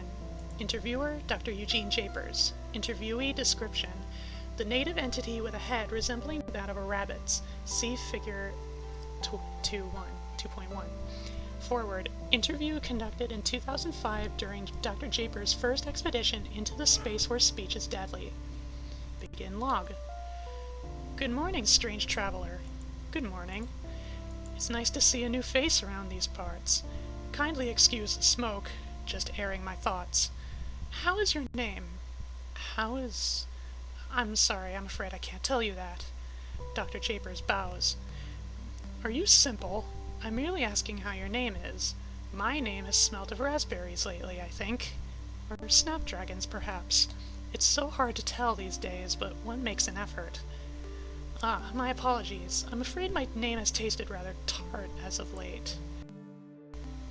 Dr. Chapers was later reprimanded for violating SCP 2.03. Leporine entity laughs and scoffs and doffs its hat. No, I'm the one who should apologize. I shouldn't have pried. It's quite all right. I don't mind at all. It has been lovely to meet you, but I must be on my way.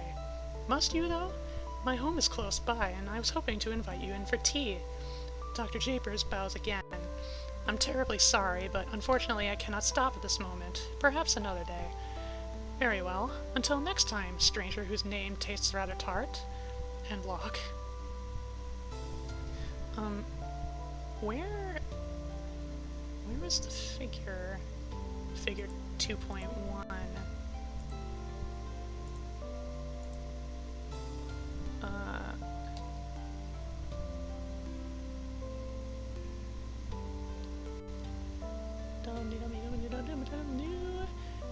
It's not on here.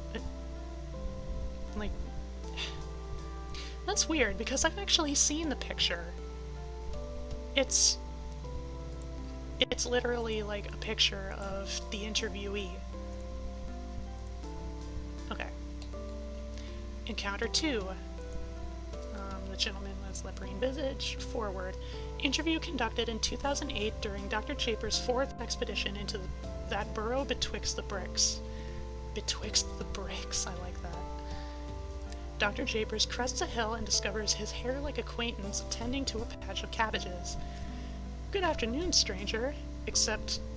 pardon me. We met before, haven't we?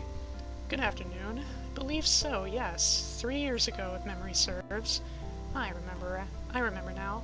You ran in off in quite a hurry. Yes, my apologies for that. At that time, I was new here and wary of those I encountered. Still the apologetic one, I see. No matter. You are not from here? Very interesting. What woods are you from? I do not come from any woods. Nonsense. Certainly you have trees where you're from, do you not? We do have trees, but they're very sparse. Most of the land is covered in homes and businesses. Then they are inferior woods, but woods nonetheless. Tell me, how did you get here? I see you have an inquiring mind. I would like to ask you a question, if that's all right. Pardon my lack of manners. I consider myself something of a scholar, you see, and I get a bit excited when I have a chance to learn of forests outside my own. By all means, pose your question. When we last met, you said it had become difficult to describe your name. Do you have any theories for why that may be? I can only assume it's because of how long we've been apart. My name and I, that is. It was a good name. A proud name, I'm fairly sure. By this point, though, it's probably decayed from its former grandeur, if it even still exists. Where do you think it is currently? First, fellow scholar, you must answer my previous question. Dr. Chapers nods. I came through the old but distinguished well at the end of the footpath I'm presently perambulating. Yeah, that's a breach. This information is not considered classified from native entities. Oh, so it's not a breach. The other individual hesitates before speaking. Oh my, it's been quite some time. I'll be frank, I thought all the old allies had died out. Did your grandfather or some such relation have a lover out here? Dr. Chapers bows. My deepest apologies, I'm afraid I cannot answer that question. Very well, I understand. I invite you to my cottage for tea, but I suppose that's not possible for you, is it? I'm afraid not. The conversational partner laughs, plucks a cabbage leaf, and offers it to Dr. Japers. You needn't fear so much. Take this, and be on your way. Dr. Japers accepts the leaf with both hands. Thank you very much. Happy travels to you, and may you find the one you're looking for. Afterward, Dr. Japers later used the cabbage leaf to feed a native entity resembling a field mouse, which in turn aided him on his travels. Encounter 3. Interviewee description: the Leaf Giver. Forward. Interview conducted in 2013 during Dr. Japers' 9th expedition into yonder vale of restless wanderers. Due to the unique knowledge that the one who bore the gift of cabbage seemed to possess about our world, Dr. Japers was instructed to conduct a more thorough interview should it be encountered a third time. Additionally, Dr. Japers was granted special permission to make false statements for the sake of facilitating conversation, as his first encounter showed the fluffy one to be susceptible to deceptions. Traveling along the way of weary adventurers, Dr. Japers encounters a small white cottage with a thatched roof. A small opening in the shape of a rabbit's head is cut into the front door. Dr. Japers approaches it and knocks.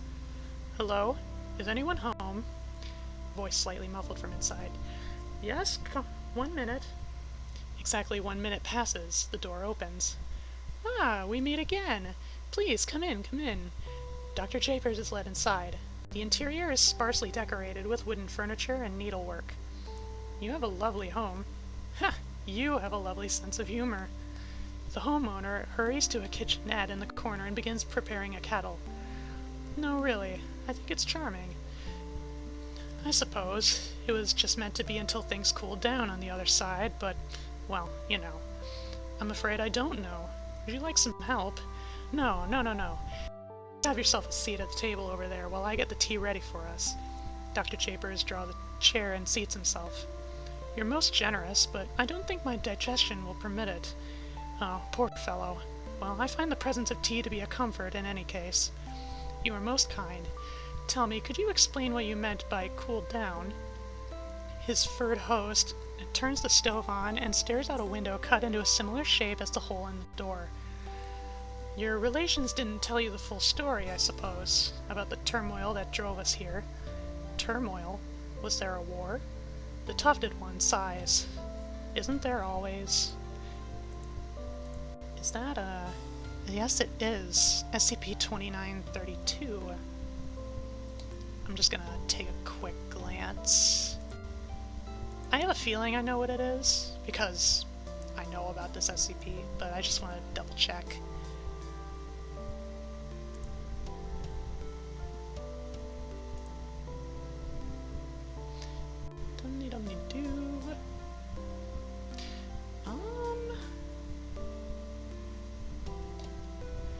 Currently contain its location of discovery.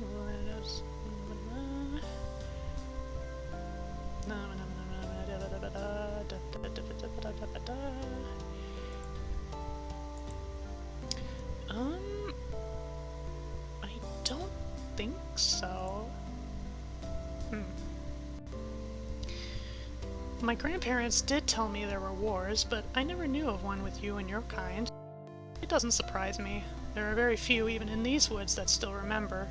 Memory is the burden of the old, I suppose. But yes, a young lad and a very different from the one I possess now. I lived on the other end of the well. It's where I was born, where I grew up, and if I dare to dream, where I will someday return. Why don't you then? The kettle whistles. I can't. Not unless I know I could be welcomed back. The maker of the tea pours a cup and seats itself across the table. I'm sure you don't know this, since they keep themselves hidden, but there are those who would destroy me at the nearest chance. My apologies. These are dark memories. I'm sure you don't want to hear about them. The teller of the story sips his tea. No, please, go on. These things are of interest to me. I am a fellow scholar, remember? As you wish, fellow scholar. I shall talk until the tea is cold. It clears its throat. Much as it grieves me to say it, we were betrayed. We had fought side by side, you know, in the war against that factory. That is another SCP. It's actually one of the suggested like, possible SCP, like, SCP-1s that exist. And in the context, like, this is a factory that essentially created a bunch of SCPs and other anomalous objects, and they were worked by fairies. The employees were fairies. We had done nothing but help them, and what did they do? They destroyed us. They took so many of our lives and all of our names. Some of us fled here when the war was just beginning, but not many. Not many. Still, though, I hate them. I'm glad for that. I'd imagine so. There are some old fogies around these parts who bear a grudge against the whole species, but I know you're not all bad. There are many who sheltered us, fought for us, even died for us. Some came to live here amongst us, rest their souls. I myself courted a human once upon a time. He came to visit a time or two, but I never saw him after that. I still wonder now and again if he fell at the hand of an unkind neighbor, or if he merely stopped caring to see me. But it's no matter now. I apologize for prattling on about old flames. Certainly such things are of no interest to you, fellow scholar. On the contrary, I'd quite like to hear more of these stories. The life of you and your people is of great interest to me. I'm sure it is, fellow scholar. A strong breeze moves through the house. Neither party speaks for half a minute. The rabbit person who lives there grunts and places a hand to its head as if in pain. Dr. Japers places a hand against the teapot. It appears the tea has gotten cold. I think it's time I took my leave. You're leaving? I should leave too, then. Dr. Japers rises from the table. No. I'll be going alone, thank you. It's abrupt, yes, and I'm quite grievously sorry to do this, but I really must be going. I believe I'm long overdue to return home. Please, don't go. Something isn't... It can't be helped. Stop! What have you done? I don't know who... What happened to my name? I can't... Dr. Japers quickly exits the house. His former companion whimpers and looks at its hand as he leaves. It does taste rather tart. Afterward, Dr. Japers successfully returned to Site-8, but was reported missing soon after. Investigations into his disappearance and current whereabouts have been inconclusive. It was initially theorized that Dr. Japers was exposed to an anomalous influence on his physiology during his most recent mission. However, thorough analysis showed no genetic abnormalities in the fur he'd shed on his expedition gear.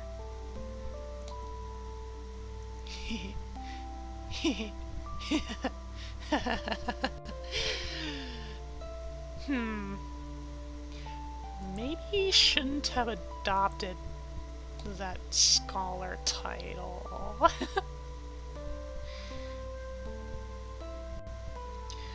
So, I could have sworn that, yeah, I'm just taking a look at Rabbit Edit? Is this it? Yeah, here it is. The fairy he was talking to. I can't really zoom in. And yeah, you can see he's... like there's smoke coming out his hat, he's airing his thoughts. Yeah. That's SCP-4000, that's taboo. It's a trip. Your first time around, it's a hacking trip. And I love it. And apparently, like, part of the whole deal of, like, why it was highly favored, is that, like, the whole deal about, like, fairies and the power of names is nothing new. It's nothing new for, like, especially something like the SCP Foundation, but, like, particularly in, like, if you know your you know, like your Western European mythologies of like British Isles or like Celtic mythos. You know all the whole deal with nomenclature and fae folk. It's not a new idea, but it's when it looped back around to referring to the factory, which is a huge part of SCP lore that, apparently like that won favor with a lot of the site's members. So yeah, I think it's plenty cool on its own. Like just overall, like the clinical approach to the whole deal, and like just how strict it is about like maintaining these rules. Yeah, I really like it. It's my favorite so far. And I guess by proxy, what was it, 4874, like that would just be marked in as my number 2.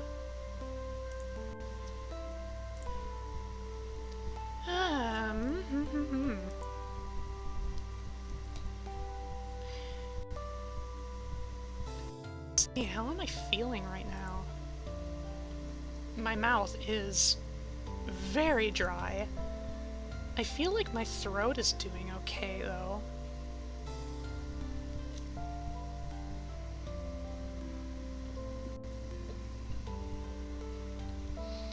I could potentially read one more. What do y'all think?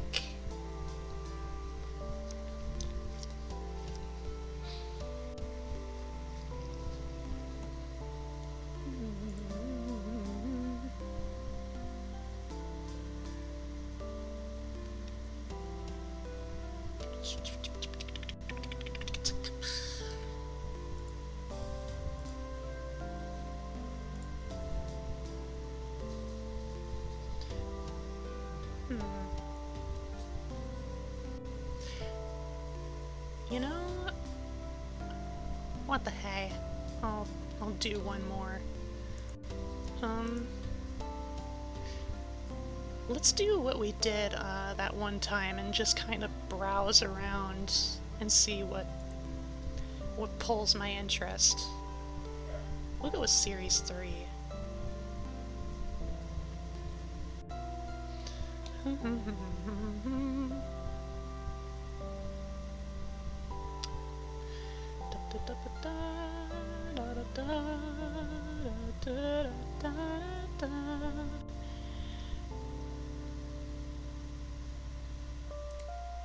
Laugh is fun, I know what that one is.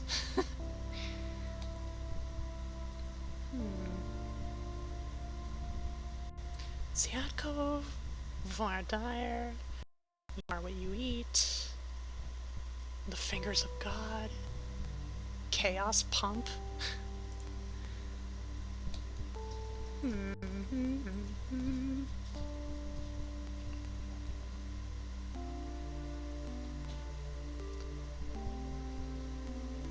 The anti-pope.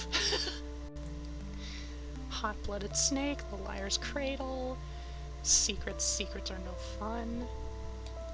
The forensic ghost of Tupac Shakur.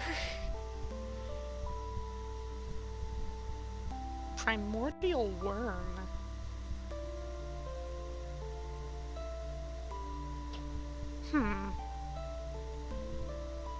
Oh, Mr. Stripes, I know that one. That's part of the Little Misters, like, collection. That's a fun one. Indeterminate object or objects or possibly a mimetic effect of some kind. Space whale!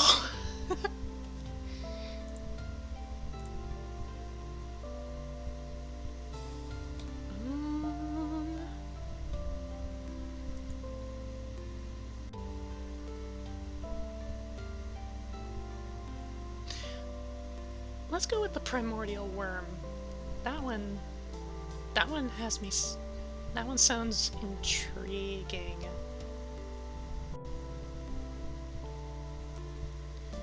So SCP-2141 with a rating of 114. SCP-2141, Object Class Euclid. Containment Procedures. As of April 7th, 20 blank, the entrance to the tunnel in which SCP-2141 resides must always remain unobstructed. Mobile Task Force Omega-23, under the command of Site Administrator LeBlanc, has been designated as the primary unit responsible for secure containment procedure regarding SCP-2141. Logistics for containment of SCP-2141 are provided by Provisional Containment Site 141, located at 44.0437 degrees north, 73.9265 degrees west, 6 kilometers due east by northeast of SCP-2141. This site operates under the front of a Forest Service outpost. When SCP-2141-1 emerges from SCP-2141 and attempts escape, personnel must record the date and time of the anomaly's appearance and its observable movement patterns, including average velocity and any instances of SCP-2141-1 delving underground. Following acquisition of requested data, personnel must fire upon SCP-2141-1 with rubber ammunition only until it is incapacitated. Personnel must lastly contact Site Administrator LeBlanc to confirm that SCP-2141 has retrieved SCP-2141-1 and returned to its underground dormant state. Description: SCP-2141 is an immense earthworm-like creature located within a derelict tunnel at 44.0345 degrees north, 73.9416 degrees west, near the Adirondack Mountains. SCP-2141's dimensions exceed the dimensions of the tunnel, with an average diameter of 8.5 meters and a currently undefined length. No instance of SCP-2141's emergence has resulted in the emergence of its entire body. It is theorized that SCP-2141 is a spatial anomaly, able to condense its body while within the tunnel in order to compensate for its massive size. Mild video and radio interference occurs within approximately 5 kilometers of the tunnel's entrance. However, electronic equipment used beyond 49 meters of the entrance become permanently non-functional.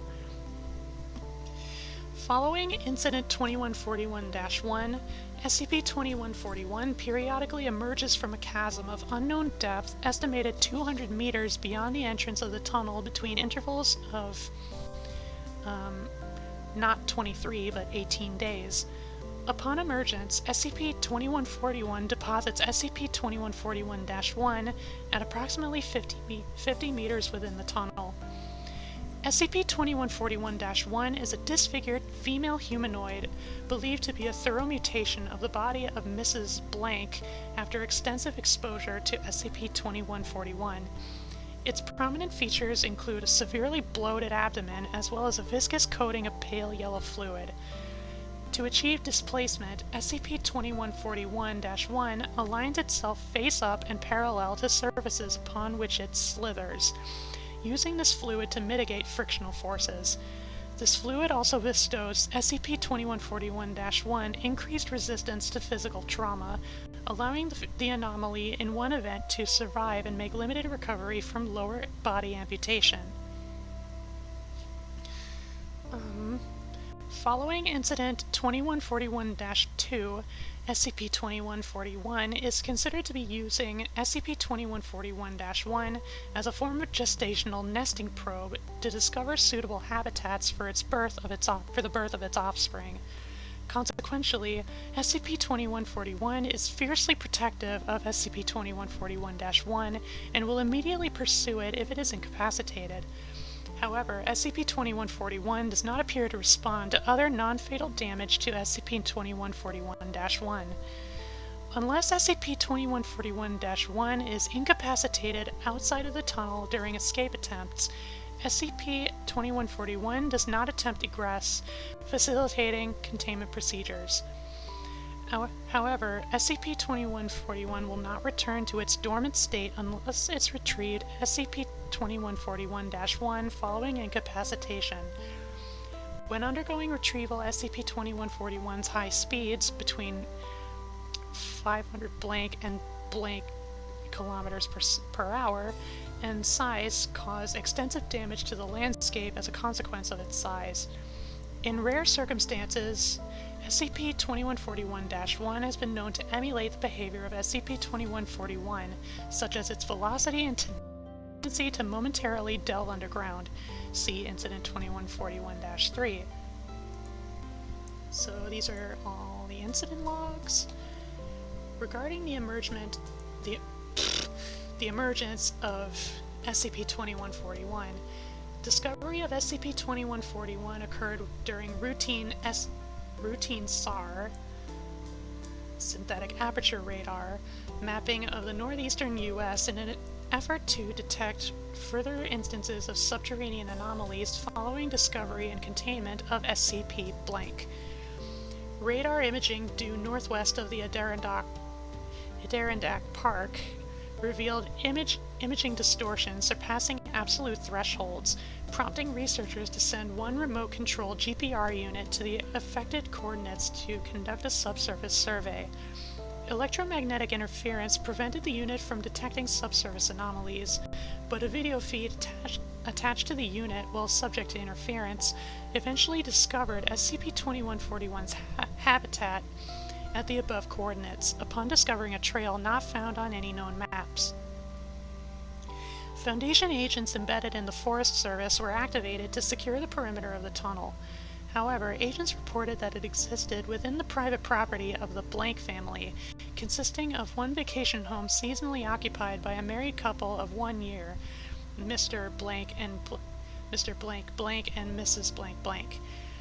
Discreet surveillance and exploration of the area continued, and 2 field agents posing as Forest Service rangers were sent to the residence of Mr. and Mrs. Blank upon their arrival to extract official permission to survey the tunnel under the guise of removing hazardous material and dangerous local fauna.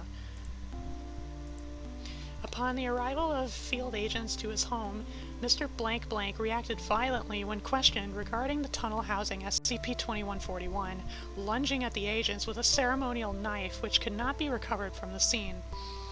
Agents responded with force, shooting Mr. Blank Blank twice in the abdomen. The wounds were believed to be non-fatal, but upon being injured, Mr. Blank Blank self-terminated by slashing his throat. Within 3 minutes, SCP-2141 arrived at the seasonal home, demolishing the structure and consuming Mrs. Blank Blank.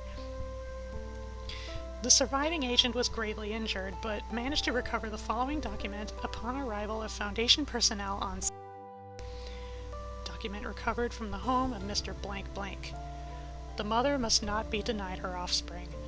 Though tomorrow I betray your trust, beloved, know that it is in the service of maternity beyond the ken of both man and woman, and know that I shall pay for any wrong I have done unto you in my own blood, as is the cost of paternity.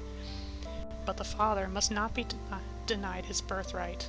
Though my father, and my father's father, and their fathers before them all failed to fulfill their paternal obligation, my father did pass on to me the knowledge of how to claim my inheritance.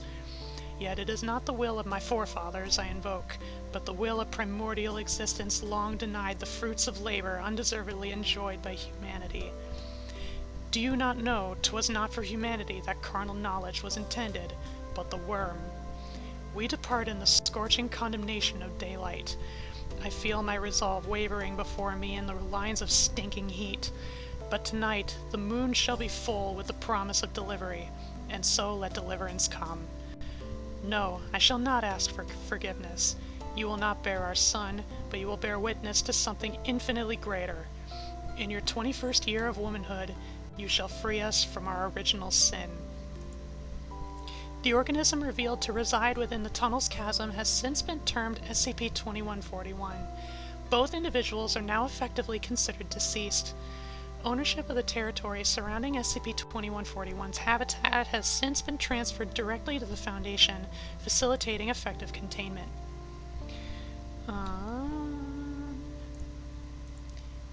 Incident 2141-2.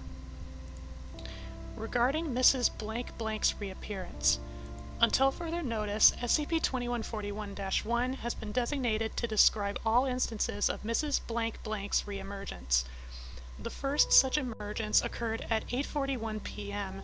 on 6/23 on June 23, 2000 blank.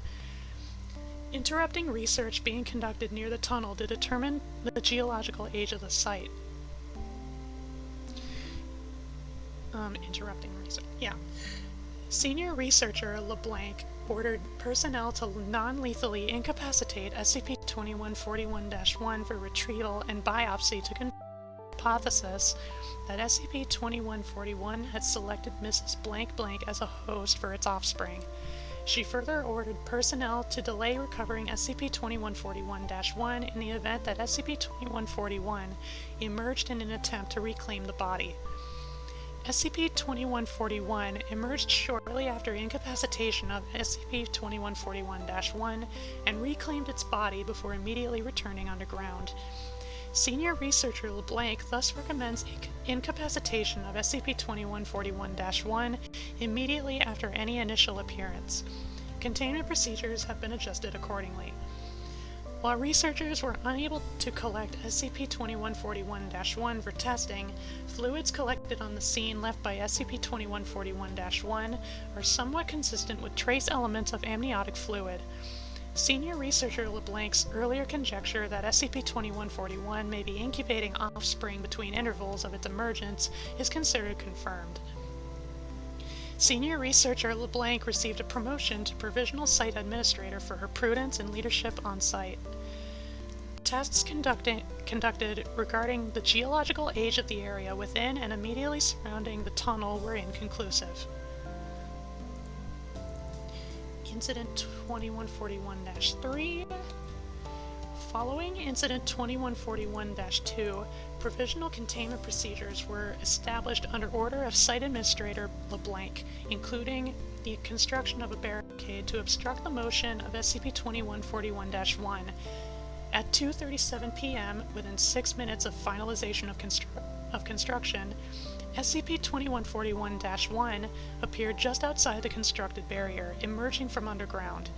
It immediately moved due south by southwest at an approximated velocity of between 500 to blank 100 kilometers per hour, continuing to delve underground and resurface between very short intervals as few as 0.03 seconds.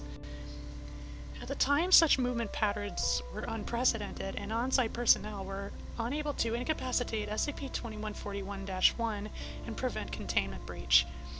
SCP-2141-1 was instead incapacitated following a collision on Interstate 91 with a trailer truck, which resulted in the amputation of SCP-2141-1 above the knees. SCP-2141 reclaimed both the incapacitated body of SCP-2141-1 and its severed remains upon arrival.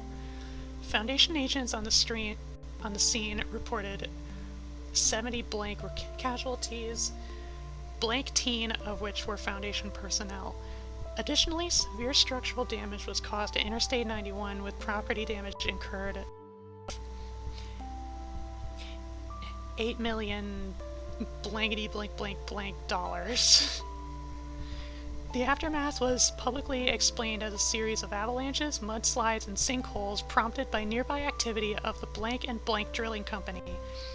After the consequential bankruptcy of the company, the Foundation was able to significantly increase its presence in the area near SCP-2141 by offering front services to repair damages and by occupying many vacant forest service positions. In spite of having traveled a distance of blank kilometers, SCP-2141 was noted to be continuous for the entire length of its head to the initial point of origin. Additionally, the anomaly has been determined to be the source of video and radio interference originating within SCP-2141, with this effect extending along its entire length. It is believed that this interference results from the anomalous spatial effects caused by SCP-2141. Class A amnestics administered by agents posing as paramedics on scene thus ensured that the public remained unaware of SCP-2141's existence.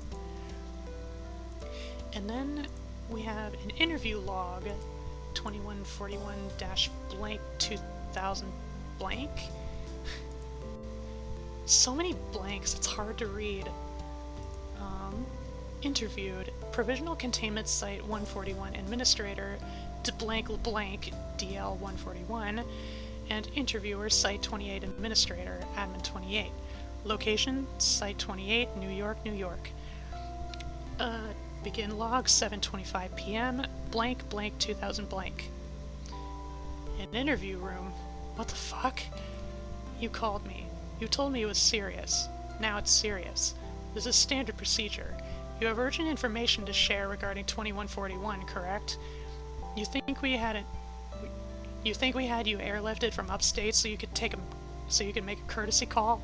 Off the books isn't a card you have in your hand right now, blank. I called the 05s. 28, not you. They deferred me to your expertise. The point, blank. What the 05s decide isn't something I decide, you know that. Don't give me that crap. This is because of incident at 20. This is because of incident-3. They don't trust my, what's the term? Operational judgment? Professional discretion? What's the terminology for you all thinking I'm a hysterical bitch? You all air-hauled me out here so I could explain myself. There was a lot of damage. Not only Foundation lives lost, but civilians. We cleaned it up. We're still cleaning it up. But I think it's reasonable if the 05 Council would like someone to confirm that what you have for us today isn't going to result in another. So this is the point, huh? Fuck you, 28. You know you would have done better. Or you think you would have done better? You've seen the reports. Unprecedented. We had no reason to believe that blocking off 2141-1's exit, to such a limited extent I might add, would cause a containment breach. The damn thing's... She's been learning from SCP-2141, you claim. It's fucking Euclid Class 28. Most of what I have is claims, but they're claims backed by solid evidence. Since Incident 2141-1, she's it. SCP-2141-1. I would think that at your position, you would have learned a degree of professional distance to blank. Lord knows I've had to.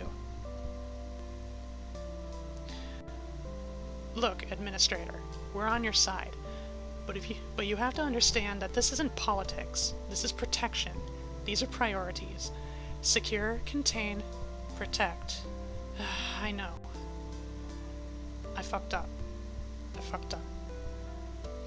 You made an operational error due to the high variability of anomalous properties complicating containment. You need to get used to this, blank. I've seen the reports, and there were other researchers on site who agreed with your decision to revise containment procedure. Those deaths aren't your fault any more than SCP-2141-1's predicament is the fault of the deceased wife. The only one who's to blame is, well, actually, it might as well be our reality. This is some kind of psyche eval, huh? As I said, standard protocol. You don't think you're, what was your term?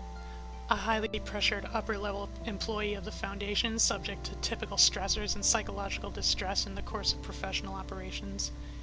You're learning. Yeah, I guess I am. We are taking you seriously, blank. What do you have for us? Here. Hands a document to Admin 28.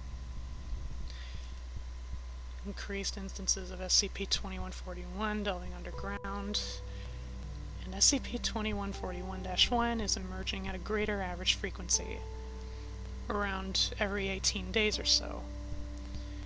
But existing containment procedure has been effective. If this keeps up, they won't be. What do you mean? Like I was saying, it's learning. The anomaly is emulating the behavior. and in some cases the appearance of SCP-2141. That viscous coating, she's had that from day one, but we've noticed other things, such as her eyes, her sclerae, her irids. They've darkened considerably, and what looks like cataracts on her eyes makes us think she's not using them. If she was. For the first few emergences after Incident 2141-3, she was bumping into walls, moving more erratically, but that's since stabilized. SCP-2141 doesn't have eyes. How it gets around, how it detects SCP-2141-1's location is all a mystery to us, so that's just one piece of evidence that SCP-2141-1 is becoming more like its progenitor. Yes, but there's others. The delving underground, the erratic velocities. Yes. Nothing like what we saw during Incident 2141-3, but enough to make us worry. If it ever exhibits that kind of behavior again, existing containment procedures won't suffice. Correct. Are you proposing terminating SCP-2141-1 to prevent containment breach? Fuck no! For all we know, the thing can probably regenerate. I'm proposing neutralizing SCP-2141. What? How? The sheer size alone, if we even could kill it, neutralize it. Neutralize it? How would we dispose of the remains? I know. But something has to be done. I tried hindering the movement of SCP-2141-1. It doesn't work, and I do not recommend trying it again. Even if it could work, the costs of a mistake they're excessive. Especially if we don't get the kind of godsend we got from that frickin' 18-wheeler. Do you know how close its projected path put it to this site? What would have happened if that truck hadn't hit it? And then we don't even know what would have happened if the collision had neutralized it. Exactly. And look, further down. Personnel on site have additionally reported increased seismic activity in the immediate vicinity of SCP-2141 while dormant. Fuck. Exactly. Again. And we can't get a reading of whatever is happening down there. Interference blocks off all attempts to use GPR beyond blank kilometers. Jesus Christ. So you see why I'm here. There's a timetable on this. We don't know what SCP-2141 is doing in response to our containment procedures. We can't guarantee that any containment procedure we do design will prevent unprecedented and anomalous behavior. This isn't the first time that an SCP has presented a threat to existing containment procedures, but this one is coming faster than we're ready to deal with it. Those greater frequencies of SCP-2141-1's emergence, they represent decreases in the time it takes for SCP-2141 to incubate one of its offspring. What do you have to support that claim? Not much. But if these things need to be carried to term, as they apparently do, it's unlikely that all the shit we put SCP-2141-1 through allows those gestating shits to survive inside of her. At the very least, we think SCP-2141 is doing damage control whenever it reclaims SCP-2141-1. Rehabilitating the trauma to the infant. But even one more of these things would be hell on our ability to contain the situation. Not to mention hell on our budget. I've yet to see hell freeze over cold enough to freeze out our funds to blank. Yeah, and that's probably because it'll be the last thing you see. I'm sending a log of our conversation over to the O5. I'll endorse your recommendation. We're prioritizing termination of SCP-2141. Fantastic. Sound of shuffling sheets of paper. Wait, one more thing. What is it? I've got a flight to catch in 5 minutes, apparently. That document from Incident 2141-1. The O5 wants your assessment of it. It's not included in the report. That lunatic's writings? I don't know what the hell he's on about, and frankly, I don't care. Maybe there is some pre-civilization legend about this thing we're dealing with. What I am worried about is that there might be more idiots like him, or even other locations where things like this are lying dormant. My assessment of that document is that there is only one SCP-2141, given the way he refers to the anomaly as unique. But it's not an airtight conclusion. As you said, few things are. Keep up the good work. Site Administrator LeBlanc has since been cleared of all charges of misconduct or negligence in her operational duties. It's a giant spatial wormy worm, and it's using a possessed corpse woman to determine where it's best to lay its eggs, have its babies. That's gross. That's gross. Anyway, that is about all I can handle for tonight. My throat is achy, for lack of a better descriptor, and my mouth is like dry like Death Valley right now. Thankfully, I still got some cream soda. I'm also feeling kind of snacky right now. I might have some popcorn after I finish up stream. But yeah, that is another SCP reading, and from the looks of it, I only DC'd once. And knocks wood. It seems like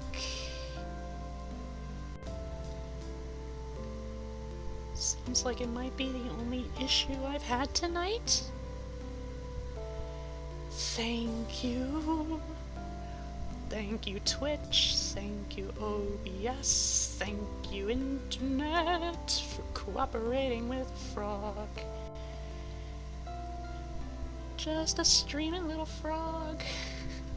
This is fun. I'm glad you think so, wife. I'm always happy to have you here and support me. I love you. Mwah, mwah, mwah. Let's find somebody to raid.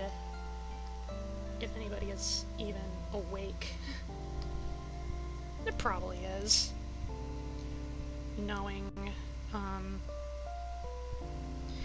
Just knowing how my peers, my streaming co-workers of the VTubing variety, knowing how their schedules work.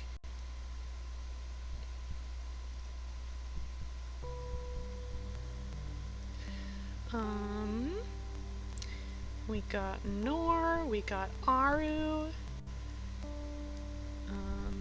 Ava, we have Koki, Serena, Laprio, Cece, Anau, Julep, a couple of my fellow frog tubers,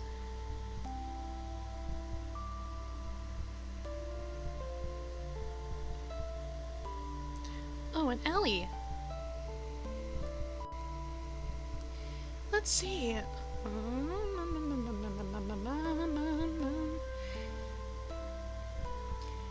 Koki is currently commenting over a movie.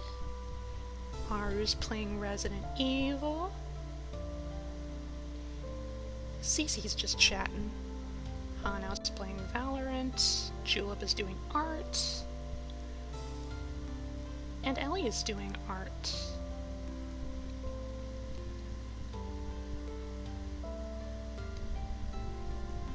I think Let's raid Ellie. It looks like her view count is a little low.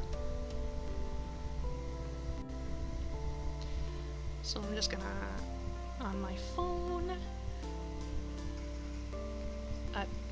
no, I don't care about this ad.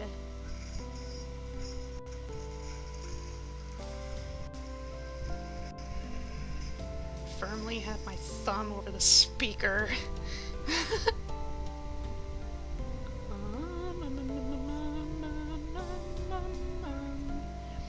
Okay, that's set.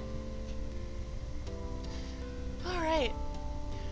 Alright. Since I had issues last stream with internet, y'all didn't get to see my new graphic that I designed over the course of my,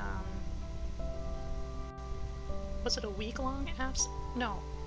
It was just an absence, cause, like, our internet was entirely dead for, like, a weekend.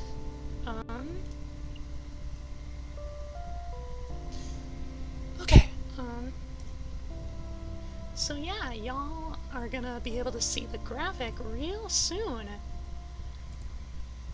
And right now, I'm gonna do a little raid command.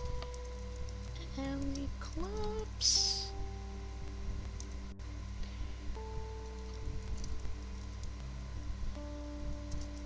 And then